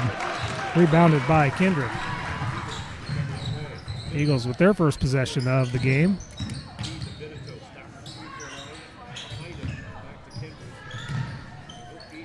And now a quick 3 is taken and missed by Hafley. Rebounded by Malnix. He'll bring him up the floor. Malnix sends it right side to Yates. They're working around now. Lob inside baseline to Yates. He tries to put it back up, loses a handle on it. Now reverse the side of the basket. Reverse layup is no good. Rebounded by Kindred. He sends it up the floor and lays it up and no good. Rebounded by Wood. That was Vitito that missed that layup. Neither team able to break the cover on the rim so far. Bruns tries again and still no dice. Rebounded by the Eagles. Billy Kindred with 3 early rebounds in this first quarter.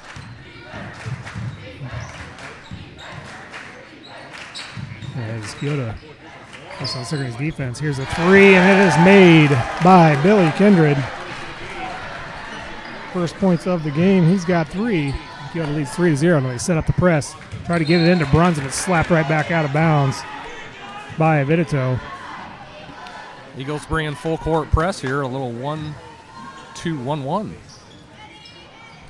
Braden Wood open. He gets it, brings it across. He's going to go all the way in, attacks the right side, lays it up, and no good. A little strong. Rebounded by Kindred. They push it up the floor, and not looking was Kalupa. Ball goes out of bounds. Turn it right back over to the Savages. Yoda will stay on the press to get it to Wood. Back to Malnix. Malnix pushes the floor. Left side, drives inside. Baseline, lays it up, and no good. Rebounded by Kyotos. Sigourney is at the 7th shot attempt.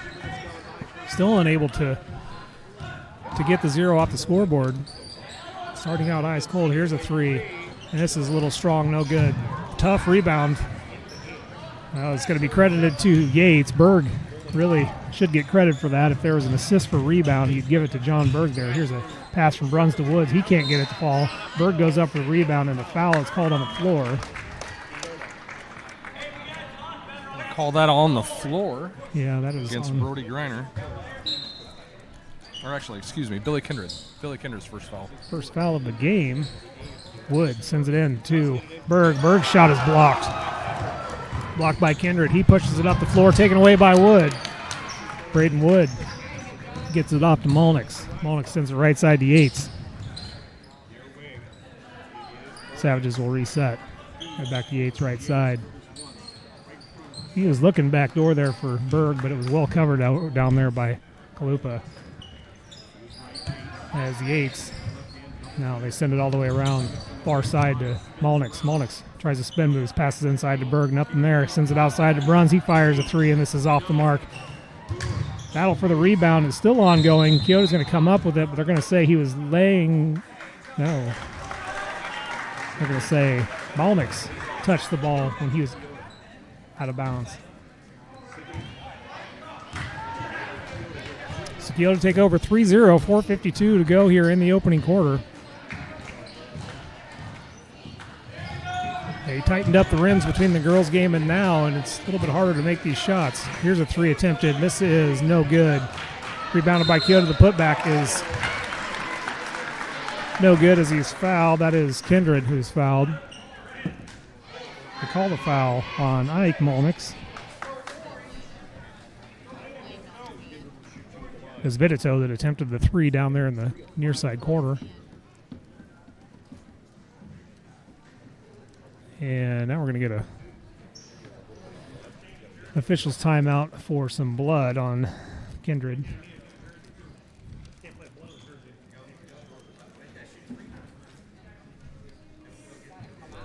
And I understand Vitito needs a new, or excuse me, Kindred needs a new jersey, but he's supposed to shoot his free throws.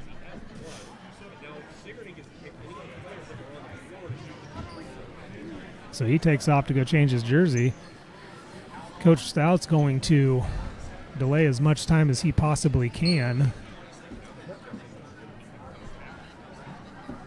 And he's trying to negotiate to, he's really just killing time. It's just going to give Vitito time, or Kindred, excuse me, time to change his jersey.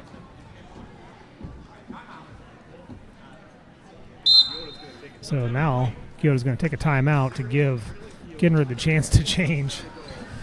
And that's one you don't see every day. Blood on the jersey, can't shoot the free throws, 20 seconds. So yeah, Coach Stout taking that time out here. I'll jump into some sponsors here. Barbwired sponsoring our first quarter. And we also thank the likes of Sigourney Motors bringing us our players of the game. Keokuk County Hospital and Clinics, Oski Dental, Christy Tarr, American Family Insurance, Keoko Auction Company, Helmuth Ford, Son-in-Law Services, Shetler Insurance Services, who's having an open house in Sigourney on Thursday, by the way. You should stop by. Lifetime Dental, Marie Grace Photography, Copper Lantern Bar and Grill, Signs Plumbing, Brothers Market, Sheets Chiropractic, and Serve Pro. A great lineup of sponsors for Sigourney all year long. Plus, our Keota sponsors tonight, including Jennifer Fagan at Neighbor Insurance, also Prairie Flower Bakery, Rayman Incorporated, and Vidito Incorporated. So all those sponsors bringing us our game tonight. We got plenty of people on board, and it looks like, what are we going to be doing here, guys? Well, the stalling didn't work, and so oh, here he comes. Brendan McGuire checked into the game. It's, Kindred comes out with a different jersey number. So that means Brendan McGuire will shoot the free throws for Kindred, because I watched a lot of basketball last year with Caitlin Clark and Sigourney and all that stuff. These free throws actually do count for Kindred's points on the night if McGuire is able to connect. I learned that last year. Second free throw is good. So we'll just give McGuire 1 point with an asterisk. Andy McGuire obviously teaching free throws, shooting at home. Good job, Andy. Yeah, thank you. I do all I can. I'll take all the credit for that first free throw. The second one was all him.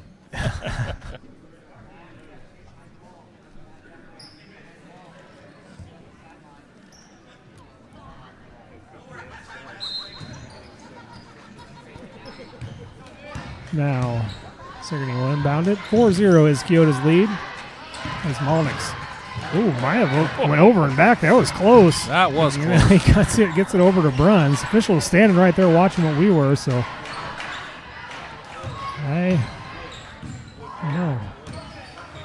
Molnix sends it inside to Berg, back outside to Yates. Yates can't find room. Gets it inside to Wood. Wood baseline to Berg, lays it up in and good. John Berg with the first points of the game for the Savages. And that is the way that you break the zone defense. Braden Wood at the high post, being able to distribute down to baseline. Here's a quick three by Kindred, and that's good. Billy Kindred. Billy Kindred.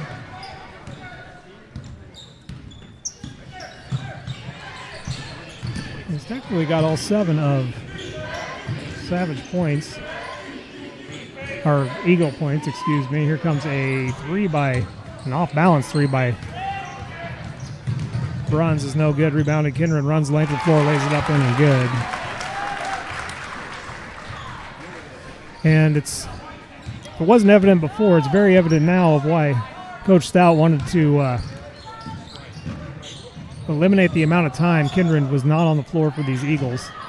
With the blood on his jersey, Braden Wood has the ball poked out of his hand, and a foul is going to be called, actually, on Chase Hafley's first Chase foul. Hafley, his first foul. Landon Conrad's going to check in for Braden Wood now.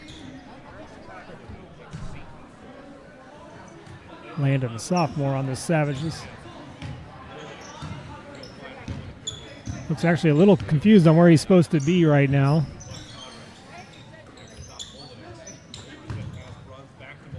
Runs back to Molnix, left wing. Molnix drives from the left wing, stops, pulls up, and gets a jumper to fall. First 2 for Molnix. 9-4 is the score. Nice pass there, but taken away by John Berg. Molnix left side, puts the jumper up, and this is a little strong. Rebounded by McGuire. Passes off to Vidito. Well, that's not Vidito, that's Hafley. Hafley to Kindred. Kindred fires a 3, no good. Rebounded by Keota. Putback is no good. Molnix sends it up the floor to Bruns. Bruns lays it up in and good. Knocked to the floor. Now Molnix will take it away. He'll run in transition and lays it up. Mike Molnix has got 4, and that's going to force a timeout by Keota. 30-second timeout. Savage is really picking up intensity there, capitalizing off a couple of turnovers from the Eagles. 9-8 in favor of the Eagles here.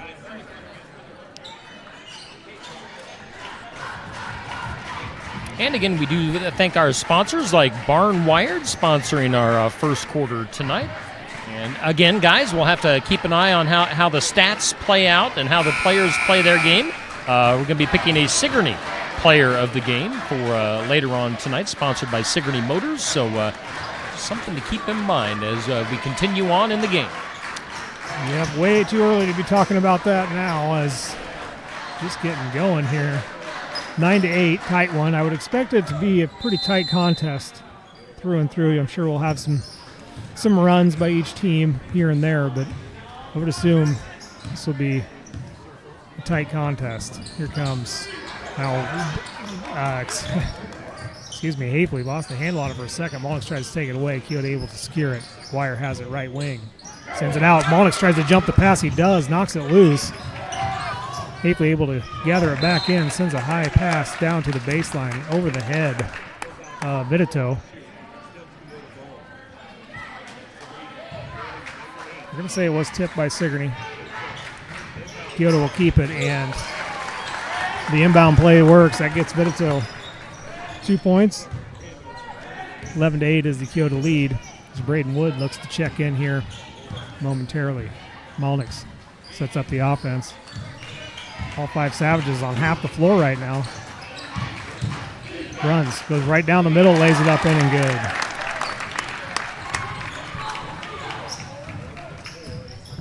Back to a 1-point game.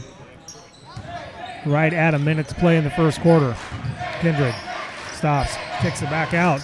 3 is taken. This is no good. Long rebound goes into the hands of Hafley.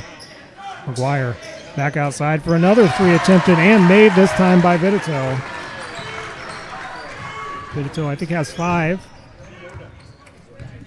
40 seconds here to go in the first quarter. Molnix gets across the line, sets it up.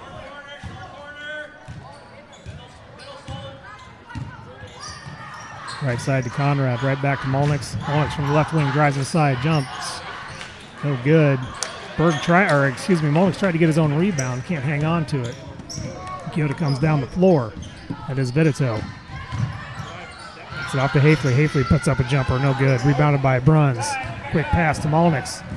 Had Yates open on the backside, didn't see him. Now they get it to Bruns. Bruns lays it up and good. That's 6 for Bruns, and that is how the quarter will end. I got kind of lost on the time there. I didn't realize it was all the way down to there, but nonetheless, we'll go to the second quarter with Keota leading 14-12 over the Savages. Flurry of activity there, Josh. What a first quarter. You know these two teams are going to come out ready to play, and that's exactly what they were. It was ready to play. Keota set it in a 2-3 zone. Sigourney struggled with that early on, but was able to find some lanes on some turnovers from the Eagles and was able to get within 2 points there at the end of that quarter. Let's go ahead and hear from our second quarter sponsor, Keokuk County Hospital and Clinics. Keokuk County Medical Clinic is your one-stop shop for healthcare. Our behavioral health providers offer a wide range of services to help you reach your goals. We have multiple family practice providers who see patients of all ages for acute and chronic care. Through a partnership with Bloom Pediatrics of Ottumwa, McKenna Bond, ARNP, is here on Wednesday and Friday mornings to give your child the special care they need. Libby Dasso, PAC, is here for all your rheumatology needs. Jack's Corner Drug is located just down the hall for your convenience. All right, we bring it back in live here at Keota High School, where after one quarter of play, the Keota boys lead Sigourney 14-12. Josh Clubb and Andy McGuire with the call of the game. All right, Keota will start with it here. They lead by 2. Hafley drives left side, puts up a jumper, and this is good. Rattles it in.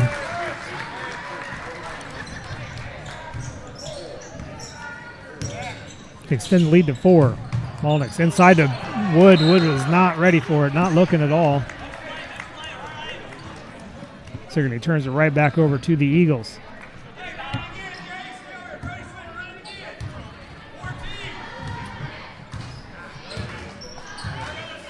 Hafley comes across. He's just going to fire a deep 3, and this is good.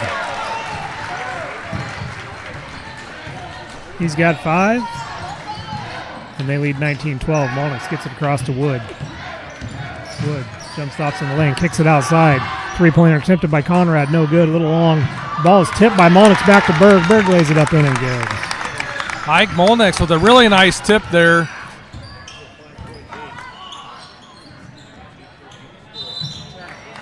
And now a travel is called on Hafley.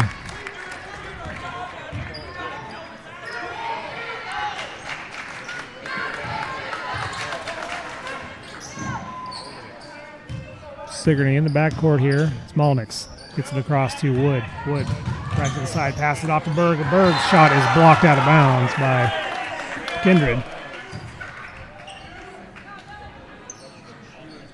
You can see those adjustments that Coach Eslick put in there at the end of that first quarter where we need to attack the basket, do the Savages. Conrad sends it back up top to Molnix on the inbounds. Braden Wood now back to the corner to Molnix. Now across the floor to Berg. Pass is a little strong. Conrad tries to clean it up, and he's going to get called with the foul. As he like to see the aggressiveness by Conrad, but a little too aggressive there. Got a piece of the wrist with the swat, and he'll check out, and will check in Yates. That is Landon's first foul, first team foul of the quarter. Hafley brings him down the floor. Gets it for a jumper. It's no good there by Jackson Vitito. Molnix brings the Savages across, left side to Yates. Now a three-pointer by Braden Wood. And this is good from the far side corner. Excellent ball moving around the horn from Solon to Wood, knocking down the three. 19-17, 6:10 to go, second quarter. Braden Wood, those were his first 3 points of the game, and now a pass by Hafley is behind. He's looking for Brody Griner. Went behind him. Turn it right back over to the Savages. Kyoto will set up the press. Molnix and Bruns will work it through. They get it across the Yates. Yates is looking for the pickpocket the whole time. They pass it around. Wood tries it from the corner again. Braden Wood to give the Savages the first lead of the game, 2019. Kyoto right back down the floor. They get it inside. Tough shot and good there by Jace Kalupa to retake the lead for the Eagles, 21-20. Pass baseline to Berg. Berg in trouble. It's going to be a jump ball. Possession arrow pointing to the Savages, so ball will stay on this end. As McGuire is going to check in for Griner.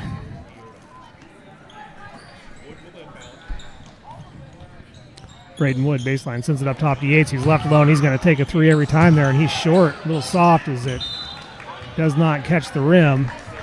Bruns tries to save it. Kid not. Savages will turn it right back over to the Eagles.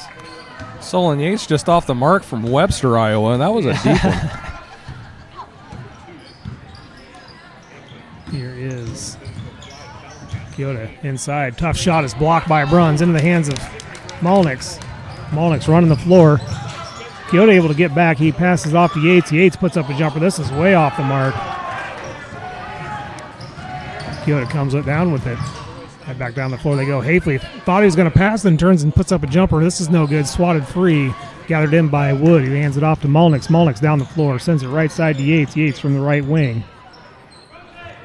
They reverse the floor here. Go back up top. Molnix. Head fakes. Back to Yates. All the way around to Molnix. He's gets enough time to fire one off here. It is no good. Rebounded by Vitito. Bruns slaps it out of his hands for a second. Kindred, excuse me. Bruns momentarily slapped it out of his hands, but Kindred able to gather it back in. Hafley drives left side and actually had an opening for a shot there. I don't think he realized how open he was. Has to kick it back out to Kindred. Back to Hafley from the left wing. Puts up a deep three, and this is good. Chase Hafley, I believe, has 8 points. I'll let Andy confirm that. Is that 8 for Hafley? That is Bruns. Right side. Back up top to Wood. Now down Berg. Baseline. Puts up a jumper. No good. Rebounded by Kindred.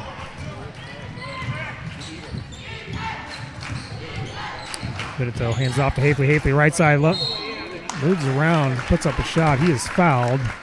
Send him to the free throw line. Foul. Was called on John Berg, his first.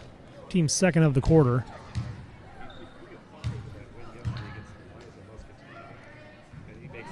Safely.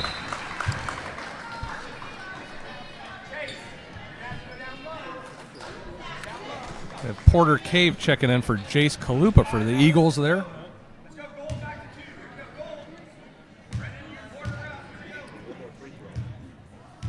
Hafley. Second free throw is good. And I got him down for 10. What do you got? I've got 10 as well. All righty.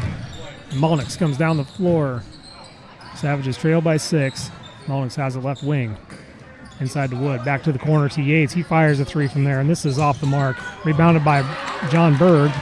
Head back out to Yates. Now inside to Wood. Wood tries to feed it to Berg, and the ball is tipped. It goes out of bounds. It'll stay with Sigourney.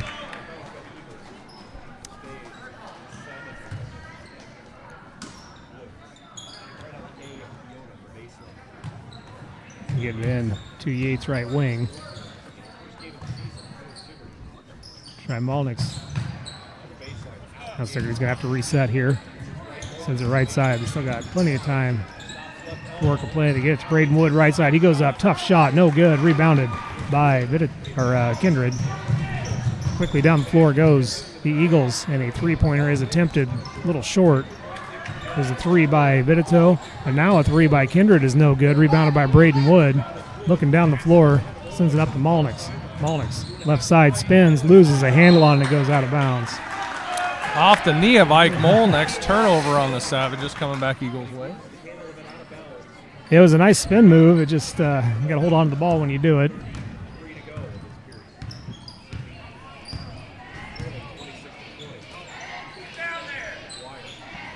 Yeah, Sciotta works it around the perimeter here.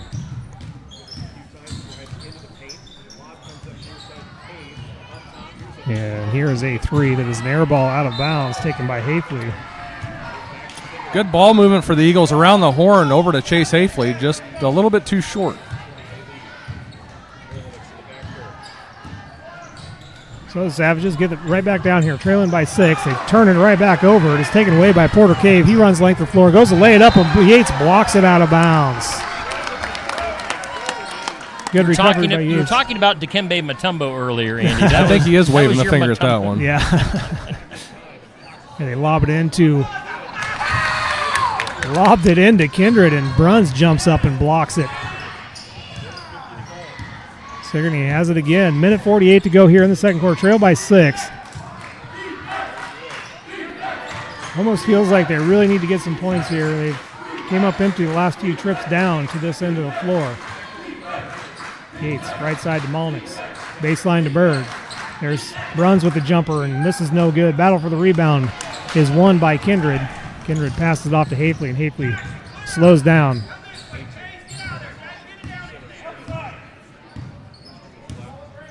Hafley comes near side, sends a lob into Kindred, and Kindred bounces it off of his knee and out of bounds. Right back over the Savages, minute 13 to go. Jace Kalupa is going to check in for Brendan McGuire.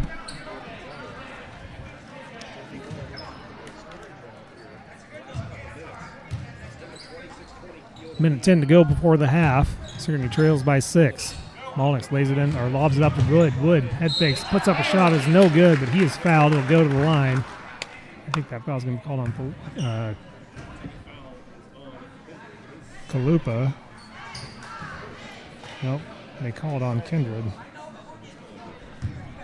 Braden Wood stepping up in the second quarter, really taking the ball to the rack the way he needs to break down this Keota Eagles zone defense.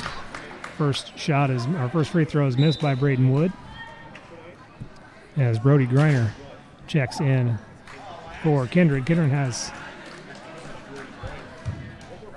One foul. And Braden Wood able to bounce it home on the second free The throw. shooter's bounce and Sigourney Easter. Okay. I'll probably get ran out of this gym if I say that too many times, Josh.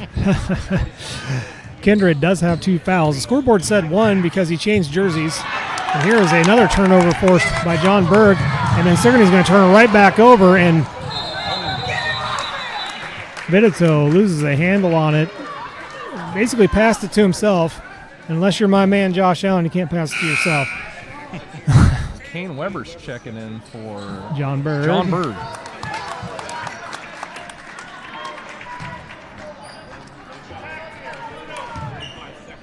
.43 seconds to go before halftime. Sigourney trails by 5.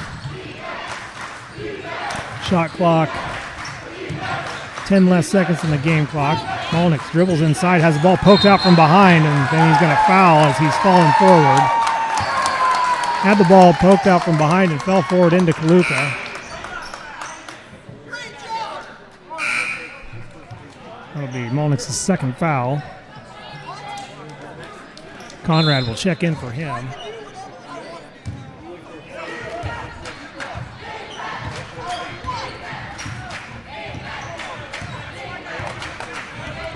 As Kyoto has it with 20 seconds here to go before the half. Shot clock is off. Lead by 5. Hafley killing some time here. And Conrad not really pushing the issue. Hafley gets a screen and then Bruns fouls Hafley. Foul on Isaac Bruns here against Chase Hafley. 8.7 to go. 26-21 second quarter. Yeah. Bruns didn't foul him there. He had a straight line to the basket, so I do believe nothing hurt there. That's Bruns' first foul, 4th on the team. Now Kyoto inbounds it with 7 seconds to go. Hafley fires a deep three, and this is off the rim, no good. Goes out of bounds with 1.4 seconds on the clock. Let's see if Sigourney will. As Kyoto will send in Isaac Striegel and Brennan McGuire for this last play of the half. Sigourney's going to have to catch and shoot. Braden Wood, half-court shot, hits the rafter, no good. Low Jim here in Sigourney, or in Kyoto. That shot doesn't work here. So that will send us to halftime with the score 26-21. And we'll get Andy's thoughts here before we go to break. That's exactly what I thought it was going to be, a close game, 26-21. 5-point advantage for the Eagles. I thought that both teams came out with a lot of intensity, and I think that Sigourney struggled with that 2-3 zone defense that the Eagles presented. Isaac Bruns having a really cold first half. I like to have the Savages turn that around in the second half, and Solon Yates not shooting the way that Solon Yates can shoot the ball. But on the flip side, Billy Kindred doing Billy Kindred things, as well as Chase Hafley. Both of those guys had double-doubles last night. And actually, I want to give a shout-out to Chase Hafley becoming a single game leader record set for Kyoto Eagles basketball last night with 16 assists. So taking that record down from 1979. Congratulations to Chase Hafley last night getting that honor. So, all right. I want to give a shout-out. In between games, I ran into the Kyoto legend, Bubby, and Bubby said hi. So I got a selfie that I'll put up later on with Bubby. But Bubby, one of my top fans on Steve Shuttler Media, and of course he made all sorts of three-pointers last year. We covered Kyoto Eagle basketball here on Steve Shuttler Media last year. If Bubby got in the game, it was raining threes. It was. Stood at the top of the key and rained him down. He was the assassin. It was good to see Bubby in between games. So, there. Now we can continue on in the broadcast. All right. We got about 8.5 minutes in between games here, or in between the first and second half. And our halftime brought to us by Shuttler Insurance Services in Sigourney. We'll take a little bit of a break and be back here momentarily here on Steve Shuttler Media. You guys need anything? I'm going to go to the restroom.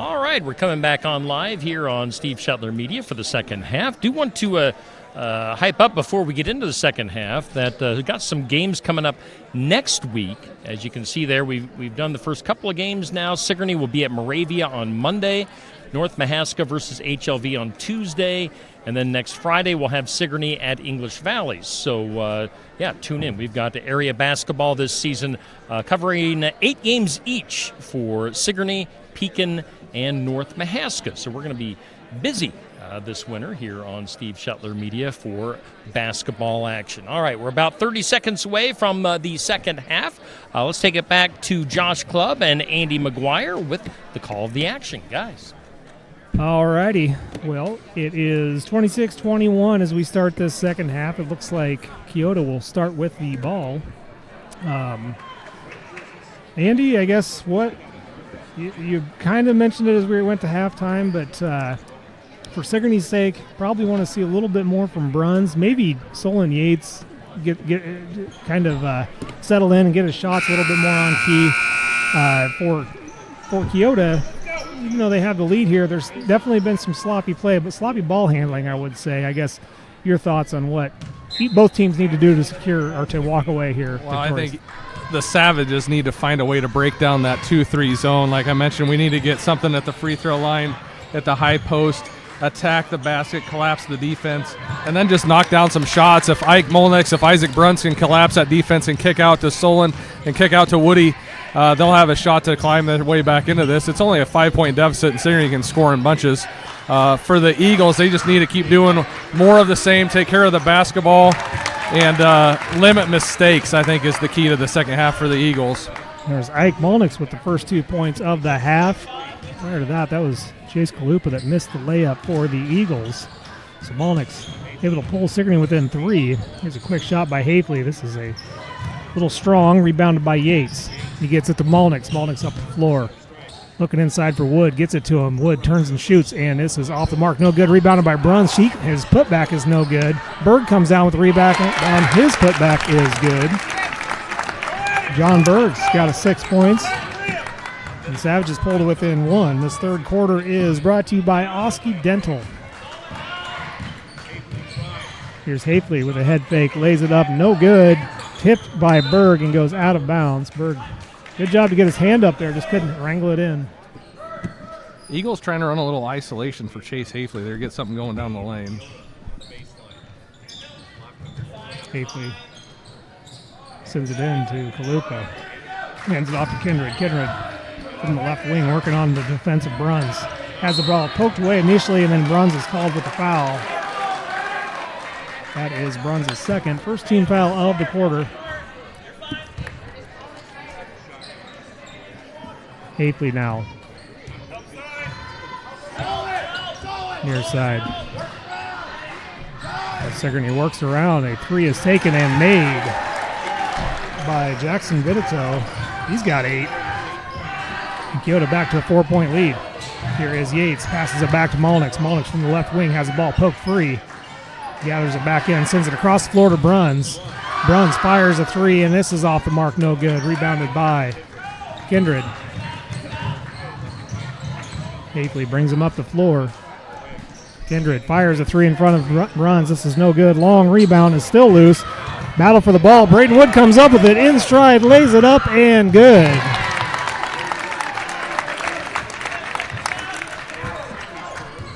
Braden Wood's got 9. Sigourney within 2.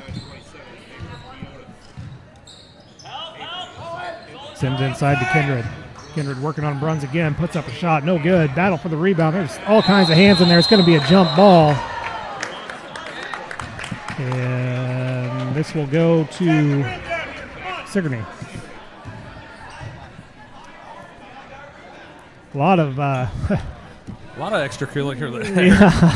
That might be 3-point takedown as well. Well, I thought maybe we'd see Coach Jensen show up and start getting them off the pile there. Here comes Yates. He puts a runner up, and this is no good. And Yates just not in sync tonight. Kindred sends it inside to Jace Kalupa with the and one for the Eagles. Yeah, he gets the and one. Foul is going to be on John Berg, I do believe it is. That's his second personal foul. Second on the team here this quarter. And Kalupa at the free throw line to complete the and one. It rims out, no good, rebounded by Berg. Malnix works through the defense, gets it up to Bruns. Bruns finds Berg. No, Kindred jumps in front of it, takes it away. The Eagles turn Sigourney back over. Hafley lobs it inside. Berg bumps it out free. Can't catch up with it. Keota comes up with it. They send it inside. This is tipped out of bounds by Bruns. Keota will keep it. Sigourney with active hands there, getting the deflection out of bounds off Black. Staying with the Eagles. Brown get it up top to Greiner. Now back down to the corner, and it's a long shot. No good. Rebounded off the glass by Yates. A long rebound. He gets it up to Wood. Wood drives inside. Gets the layup to fall. Braden Wood has got 11. 31-29 is the score. Here's a step back three. No good. Battle for the rebound goes out of bounds. I did not see. I'm going to say it stays with Keota. Both teams pointing in their own direction there. It was tough to see from my vantage point. Officials say Sigourney is last to touch it. Keota will keep it. Here's Kindred. Runs. Crowding him. They lob it inside. Berg gets his hand up again into the hands of Conrad, who checked into the game for Yates. Right back down the floor to Bruns. Bruns spins, puts up a shot, and this is off the front of the rim. No good. Rebounded by Kindred. And now Braden Woods. Little extra handsy there. Gets tagged with the foul. Braden Wood with aggressive hands, still coming at it. He came out in the second half ready to play, Josh. Braden Wood scoring, defending, drawing a foul. That's not a bad foul. I think Coach Eslick will live with that one. Yeah, and his first foul of the game, so plenty more to give. That is the third foul on Sigourney in this quarter with 3:57 to go.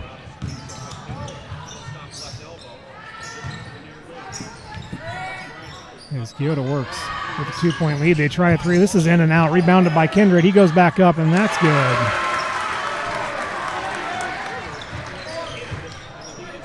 (33-29). Bruns and Malnix working back and forth here. Now they lob it over to Conrad, left side wing, passes inside to Wood. Wood lays it up and just does not get it to fall. Rebounded by Kindred. Here come the Eagles. Vidito stops, kicks it back outside. Right back to Vidito, to the corner to Kindred. He fires a three, and this is good. I have Kindred for 12, and Keota leads 36-29. Mind you, any stats we give you are completely unofficial. Don't take our word for it. Malnix is going to try a three, and he rattles it home. Mike Malnix has got 9. Kindred tries it again, and he is good again. And Coach Eslick's going to call a timeout off that make. Billy Kindred jumping up to 16 points is where I have him on the board, Josh. I might be off there, but Billy Kindred's 18th birthday today, reining him in. I can't think of a much better birthday present than maybe tacking on another double-double like he did last night. Yeah, and he found a spot down there in the corner, and Coach Eslick noticed it too, and he says, we need to talk this over. So get some sponsors in. Sure, we do thank Oski Dental being our third quarter sponsor. All of our sponsors for tonight include Barnwired, Keokuk County Hospital and Clinics, Oski Dental, Christy Tarr American Family Insurance, Keokuk Auction Company, Helmuth Ford, Son-in-Law Services, Shetler Insurance Services, Lifetime Dental, Marie Grace Photography, Copper Lantern Bar and Grill, Signs Plumbing, Brothers Market, Sheets Chiropractic, and Serve Pro. We also thank our Keota sponsors for tonight's game. Jennifer Fagan at Neighbor Insurance, Prairie Flower Bakery, Rayman Incorporated, and Vidito Inc. So all those sponsors making our game possible here from Keota High School. Again, we're in the third quarter, 39-32 in favor of Keota. Josh and Andy with the call of the game. All right, out of the Sigourney timeout, Keota's going to send in McGuire, Kalupa, Kindred. Who else we got out there? Hafley. Missing one. Who am I missing?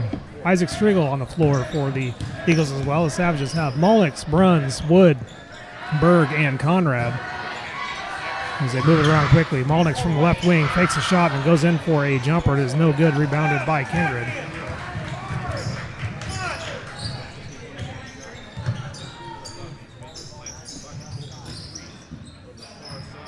Haefele works in the left wing. Gets around Bruns, lays it up, and no good. In and out. Battle for the rebound. Still ongoing, and now a foul is going to be called on Braden Wood, and that's going to be an and one opportunity for Jace Kalupa. Second foul on Braden Wood.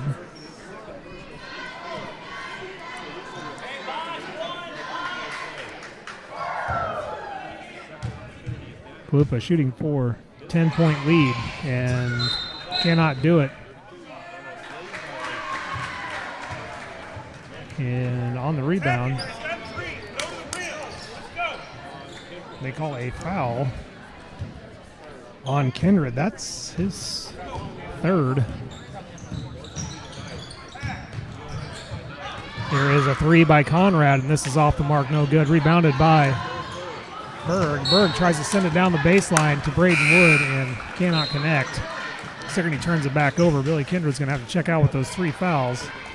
In will come Jackson Vitito.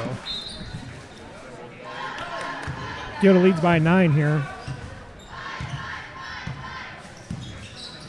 Next foul by Sigourney, and here's a defensive or offensive foul off the ball. That was a moving screen set out there by Isaac Striegel. His first foul. Be team's second foul of the quarter. Sigourney's got 4 fouls in the quarter, so their next foul will result in Keota shooting. Mullix is down. Yates from the corner is no good. Long rebound. It's taken away by Mullix. He sends it down to Bruns. Bruns lays it up in and good. Bruns has got 8. And Sigourney will look to limit the Eagles on offense to stay in this thing. Trail by 7 now. That's inside. Berg on the defense. Shot is no good. Berg comes up with the rebound. Shot was attempted by Kalupa.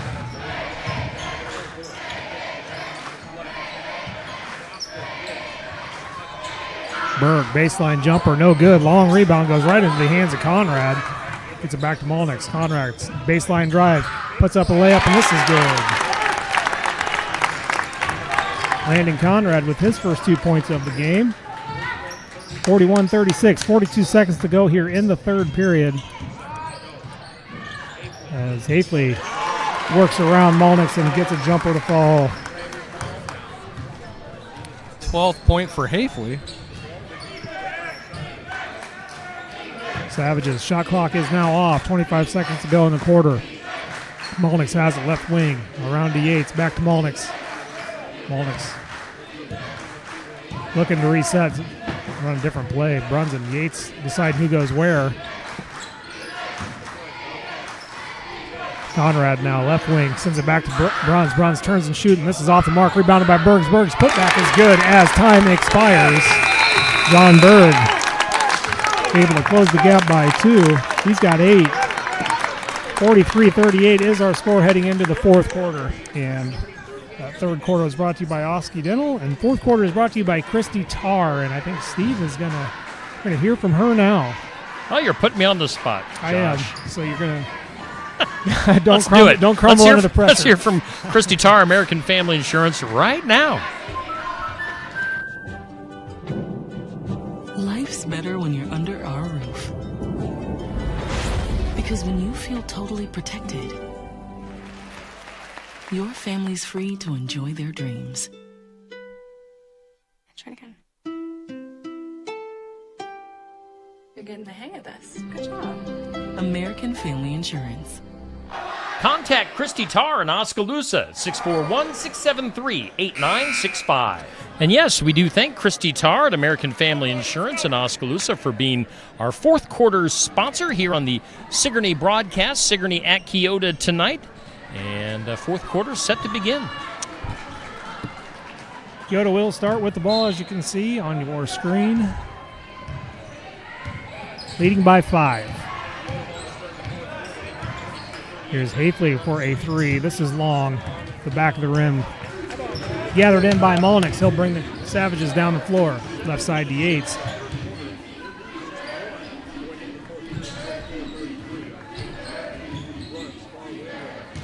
Kyoto's really kind of backed off of Yates. Just I don't think they think that he can make it. And John Berg got a hand on that. Was actually deflected by Billy Kindred. Out of bounds on John Berg coming back White's way. But yeah, Solon is not having the best shooting night tonight. I think Sigourney needs to get a little more effort towards Solon to see if he can get something going. Solon's a super streaky shooter. If he gets something going, that could be dangerous. Yeah, and Kyoto, I think, even recognized that they're playing stronger on the opposite side of him, and we'll see. There's no way he's going to keep having that kind of shooting space and not attempt a shot. Here's the ball is tipped away. Kyoto gathers it in. Hafley dribbles through traffic into the lane, lays it up, and in and out, no good. That's rebounded by Kalupa, and he's fouled on the putback attempt. They're going to call that foul on Molnix. That's his third. Team's first of the quarter. Molnix and Braden Wood have 3 for Sigourney. For Kyoto, the only player with 3 is Kindred. First shot by Kalupa is no good.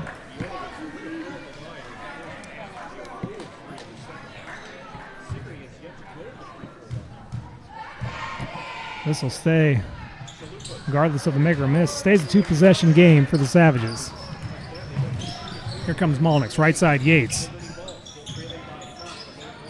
Nothing there that time as Bruns fires a 3 from the left wing and misses in and out, rims out, no good. John Berg gets the rebound. His putback is good.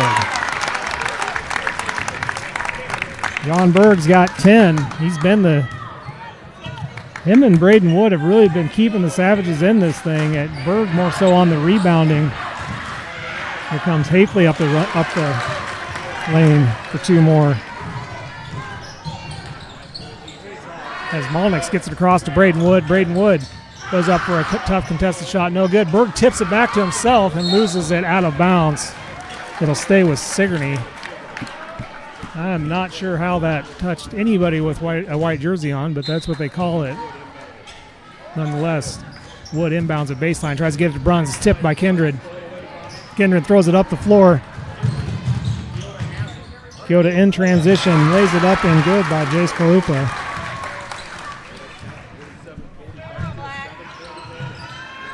And here come the Savages, trailing by 7. 5:56 to go in the game. They give it inside to Wood. Wood lays it up in and good. Braden Wood's got 13.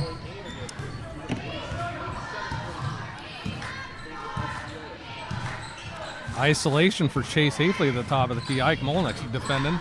Screen off of Billy Kindred. With the shot. Too much.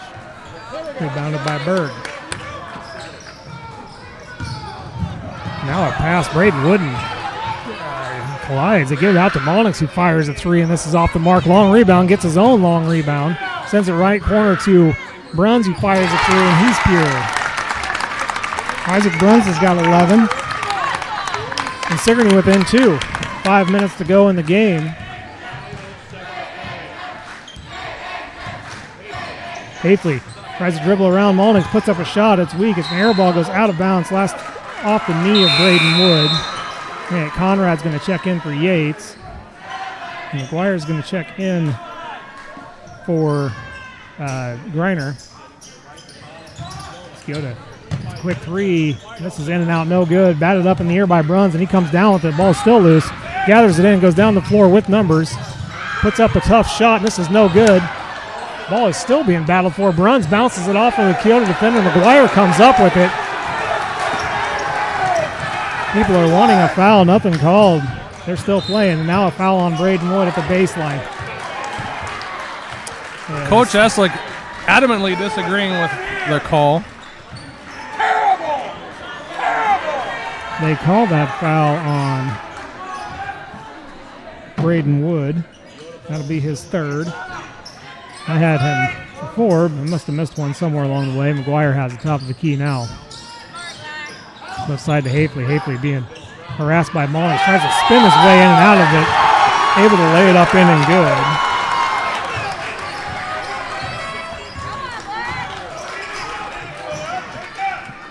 Keota back up by 4. Malnick's top of the key, left side to Conrad. Conrad thought about it, changes his mind. They send it around to Bruns. Bruns inside to Berg. Nothing there. Outside to Malnick's. Malnick's off of his foot, dribbles it off of his foot, gathers it back in. All the way in, right side of the lane, jump stop, and throws it up. No good. Rebounded by Kindred. Hafley now. 3:50 to go. 4-point game. Dribbles around Malnick this time. All the way in, goes to put up a shot, and it's off the back of Braden Wood. I saw that from here. I don't know if you did, Andy, but he reached around and it bounced off his back. It did. It bounced off of his back. I understand why the Sigourney crowd isn't agreeing with this, but the angle was there, and I could just see it through the officials are talking about it, but it was, I saw it.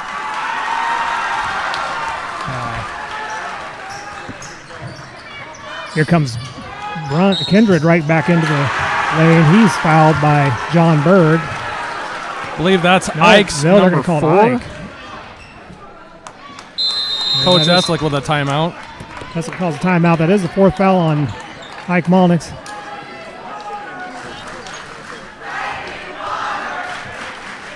Eslick is taking the timeout to plead his case to the officials, as you can probably see right on your screen and right front and center. 49-45 with 50 seconds to go. 4th quarter is brought to you by Christy Tarr, American Family Insurance.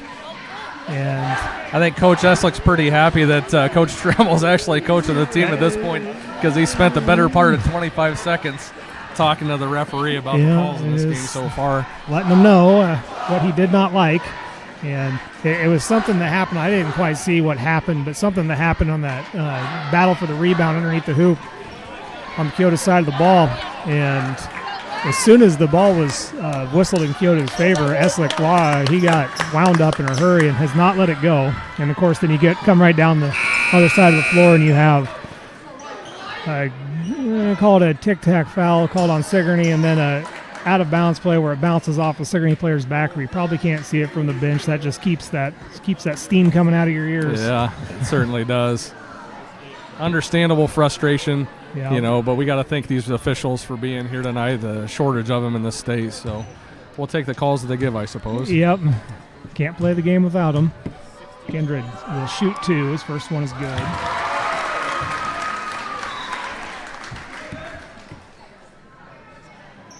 And now, how about this? An official's timeout for an official to tie his shoe. As they say in youth sports, everybody check your shoes. We don't need to lose one of these guys. We need all the help we can get. No.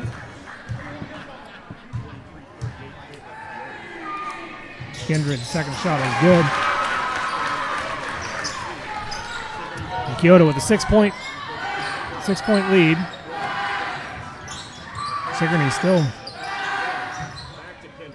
within 2 possession game still essentially, if you go by way of the 3. Malnick goes baseline, puts up a jumper. This is no good. Goes off the hands of Kindred and then bounces off of Kalupa's arm. Conrad's going to come out. In's going to come Yates. Ike Malnick is still out there on the floor with 4 fouls after that timeout.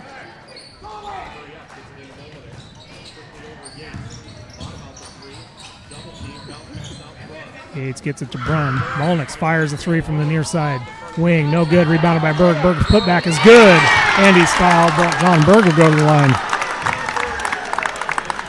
to shoot the and 1 to make it a 1-possession game. Call out foul on Jackson Vidito.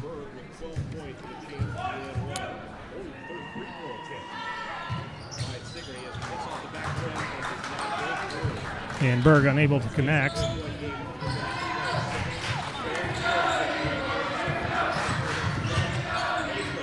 And quick 2 points, baseline drive by Hafley.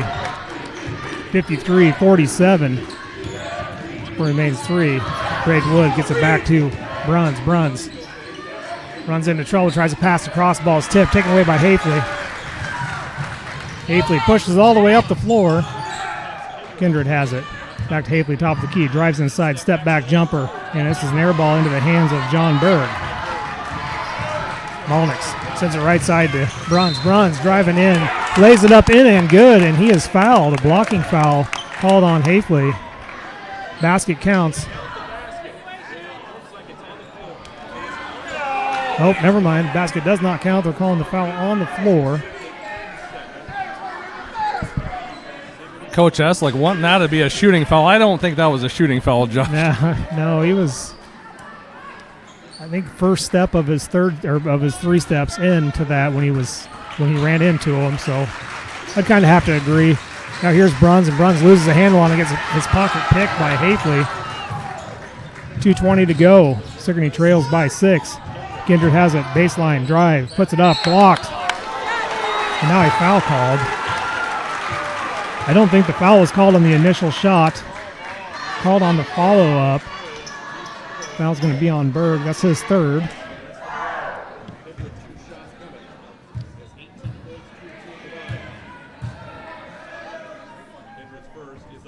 Kindred's first shot is good.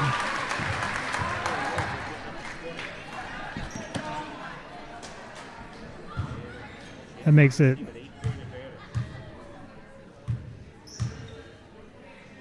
a 3-possession game. Here's the second shot. Is no good. Gets his own rebound. Chases it to the rim. Puts it up. And it's good. Kindred turning it on and trying to bury the Savages here. 2 minutes to go. Sigourney trails by 9. Going to have to start picking up the pace on scoring opportunities. Get it into Berg. Berg lays it up in and good. He's got 14. Leading scorer for the Savages. Now Malnix has got to be careful. He's got 4. Hafley's got to know that as well. He's got to be aware that Malnix has 4 fouls, so he can't do too much more. Keota somewhat playing keep away. Now that they have inside 10 to shoot, Hafley's going to charge at the rim. Malnix in position.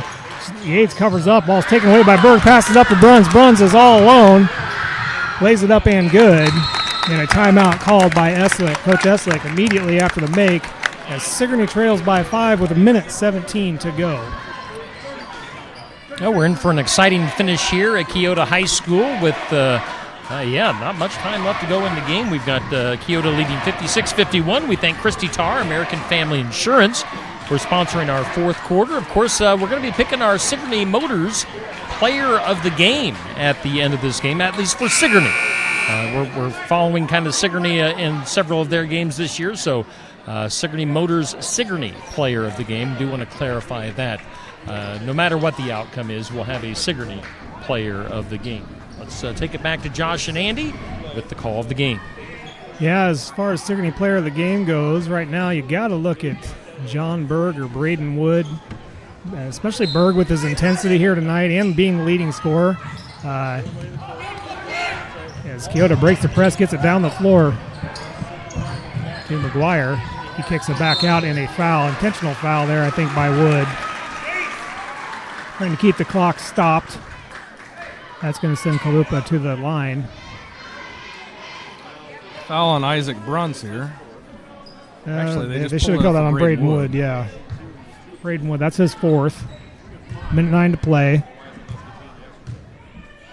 Kalupa gives Keota's. No, they do not give him a 6-point lead. That just kind of hung up there.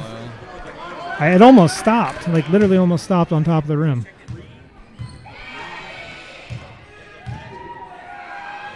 Kalupa's second shot is good.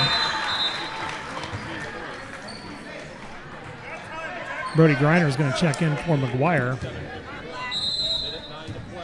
And Keota getting the call of no 3-pointers. Sigourney will be able to roll this to the floor. Clock will not start till Malnix picks it up. He goes down. Sigourney down by 3. Keota certainly extend their defense. Yates, now's the time for him, but no, he's a little short off the front of the rim, rebounded by Keota. Yates trying to foul, misses him. As Kyoto playing keep away. Molnix can't do it. If Molnix fouls him, he's out of the game. And a timeout now called by Kyoto. With 45.2 to go, Sigourney trails by 6. Josh Sigourney is going to have to foul here. There's not much of a choice. They got 21 seconds on the shot clock with about 50 seconds left in the game here. Sigourney's going to have to get Sigourney's going to have to get a quick foul here to try and preserve this clock as much as possible. Yeah, and I think Yates was trying to initially there, but of course Molnix isn't going to right there in that spot because he's out of the game if he does. The same would be true to Braden Wood. But you're also at the point of the game where you have to, and now Sigourney sends in some fresh bodies to probably take care of the fouling business. So we got Carson O'Rourke comes in, Conrad comes back in as well. So 2 guys with 4 fouls are off the floor, and O'Rourke chases down Hafley and fouls him in the backcourt. That is the 5th foul on Sigourney. Now Braden Wood and Ike Molnix will check back in. So Sigourney playing this the correct way. Get your better players that are in foul trouble. Get them on the bench. Let some bench players come in and do the fouling, and then during the free throws, you'll sub them back in and out. First shot from Hafley is good. Moves the lead up to 7.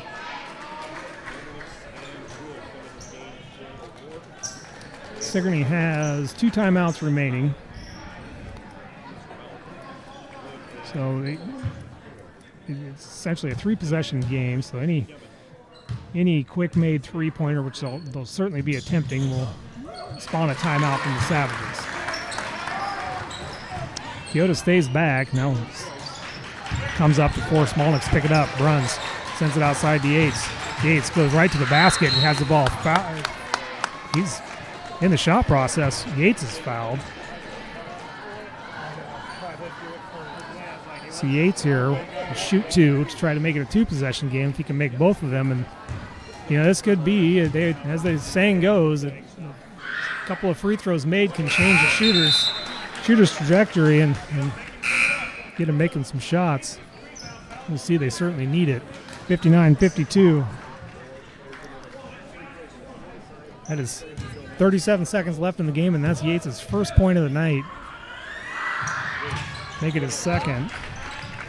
Now Sigourney will have to foul on the inbound. O'Rourke and Conrad extremely aggressive, and they do their job, and now we'll have Wood and Molnix check back in.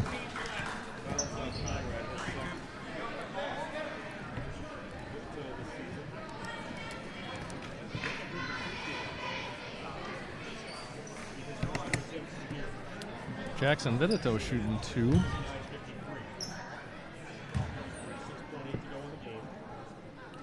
Sigourney with that foul, that last foul on Yates. Vidito misses the first one. That last foul on Yates, again, keeps hope alive even if Vidito's is able to make either of these free throws. But they use their 1 timeout, and Kyoto comes down and gets 2 more free throws. It kind of just puts it on ice, but that foul stopping the clock, this one's good. 30-second timeout taken by Kyoto after the make. They lead 60-53, so 7-point lead with 35 seconds to go. And we'll see what the play is. Obviously, step 1 is to get it down the floor and get a 3-ball to sink and kind of go from there. If you can't connect on a 3, or even I guess you can just go for 2s at this point. If you can't score quick here, it's probably pretty much game, set, match. Coach Eslick is doing what he can do right now, doing the substitutions to get Ike out as he needs to, and also Braden Wood with that foul trouble issue there, bringing Landon Conrad out and Conrad in and Carson O'Rourke. So doing what he needs to do there. What they need to do here is get some quick points up. You don't need to rush the shot at this point, but you definitely need to get a clean shot and put some points on the board and then continue to extend this game. So I'm excited to see what Coach Eslick draws up here to maybe get Isaac on a roll, or maybe even get the ball in Ike's hands. Ike's been able to knock down the 3s tonight. He has, and maybe even Yates making those 2 free throws. Maybe it's something somebody's going to have to hit connect from deep to keep them into this game. But barring some heroical comeback, I'm leaning towards John Berg, scoring leader for the Savages tonight. He's pretty much one of the few that's been on the floor the whole night. So He's had a ton of rebounds tonight. He has. Not a stat I can really keep. And here's a quick drive and score by Ike Malnix, and the timeout immediately by Eslick. So that'll be a 30-second timeout, and we'll see. It's exactly what Coach Eslick needed. That's what he wanted, a quick score, 60-55, 5-point advantage for the Keota Eagles. Coach Stout also doing his subbing as well, taking Brody Griner out of the game, big body for rebounds and defense, and he'll put a smaller, quicker ball handler and Brendan McGuire in to help break this press that Sigourney's going to put on. I think Brendan's also maybe a little bit better free throw shooter option there for the Eagles as well. Yeah, and you got to do what you got to do, and we'll see here. So O'Rourke and Conrad are back in. Yates Bruns up tight as well. Both can foul also. O'Rourke looking, get in. And Coach Eslick wanted a foul on John Berg there immediately as the ball came in. Didn't get it. 27.5 to go, 5-point lead. That'll give Kindred the opportunity to shoot the free throws. I did not see which Eagle had the ball where he wanted the foul, but I'm guessing it was one of the weaker free throw shooters. Kindred's first shot is off the front of the rim and in. Gets the roll.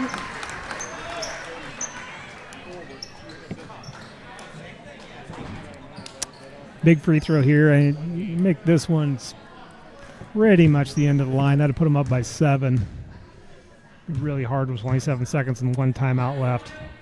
Stranger things have happened, but he misses it. Nonetheless, battle for the rebound. John Berg has it ripped from behind, and Bruns immediately fouls. Berg wanted a foul there.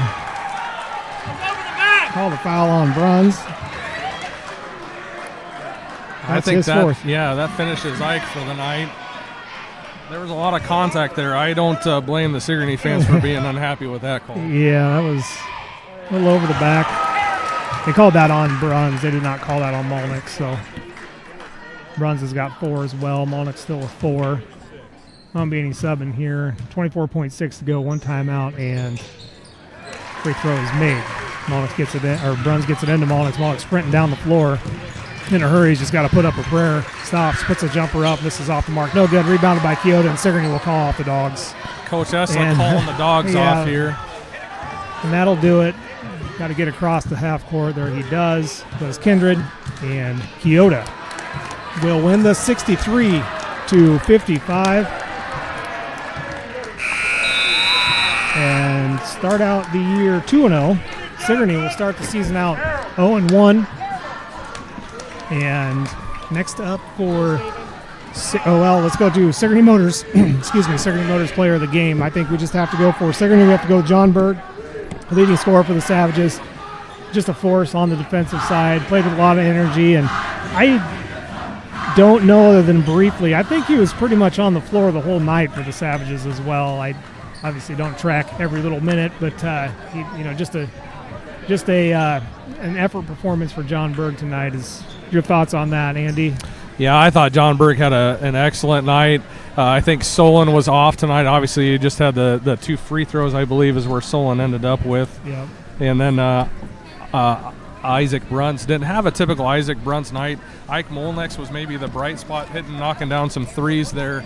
But all in all, John Berg played coast to coast and really had a quality evening. I thought Braden Wood played well, too. He gave the spark when they needed it, got a little more aggressive. That 2-3 zone in the first half especially gave the Savages fits. But a great night for the Eagles tonight, too. Billy Kindred, player of the game on the Eagles side of things, without a doubt. His 18th birthday, and you got to give credit to Chase Hafley as well. And honestly, the rest of the Eagles, for losing 9 seniors last year, really had a quality outing tonight to beat a really, really quality Sigourney team. And I'm sure we'll have another classic coming up in Sigourney when these Savages are going to get their revenge or try to get their revenge on these Eagles later in the season. So, fun night of basketball. Way to start the season off, swinging with this group. Yeah, and certainly will be. But, so John Berg will be our Sigourney Motors Sigourney player of the game. Of course, we'll say honorable mention to Braden Wood and Isaac Bruns, but John Berg for sure. And, yeah, these two teams will battle again here later in the season. That'll be a contest we're seeing. But as far as basketball on Steve Shetler Media, next Monday, right, is our next game, and that is... Yeah, we have Sigourney at Moravia coming up next Monday. Next Tuesday, North Mahaska versus HLV. And then next Friday, Josh, you get the night off. We're going to have the guy beside you doing play-by-play for me. On Friday night, December 13th, Sigourney will be at English Valleys. So Andy, he's a Keota guy, but he's going to be doing Sigourney basketball for us. So I don't know if we can trust him. Yeah, he'll be all right. Am I that untrustworthy? I'm a Keota guy on sports section Saturday mornings. I'm SK through and through. You're still a little iffy. I see. Suspect. Yeah. Suspect. You give me that side eye every once in a while. Anyway, now Andy, we appreciate you chiming in tonight. Josh, as always, you and I will be very busy throughout this winter. So that'll wrap it up for tonight's game here on Steve Shetler Media. We do appreciate Keota High School for allowing us in and to live stream the game tonight. The AD, Dan Stout, allowing us in tonight. So appreciate that. And, yeah, we'll be back with more basketball all season long here on Steve Shetler Media.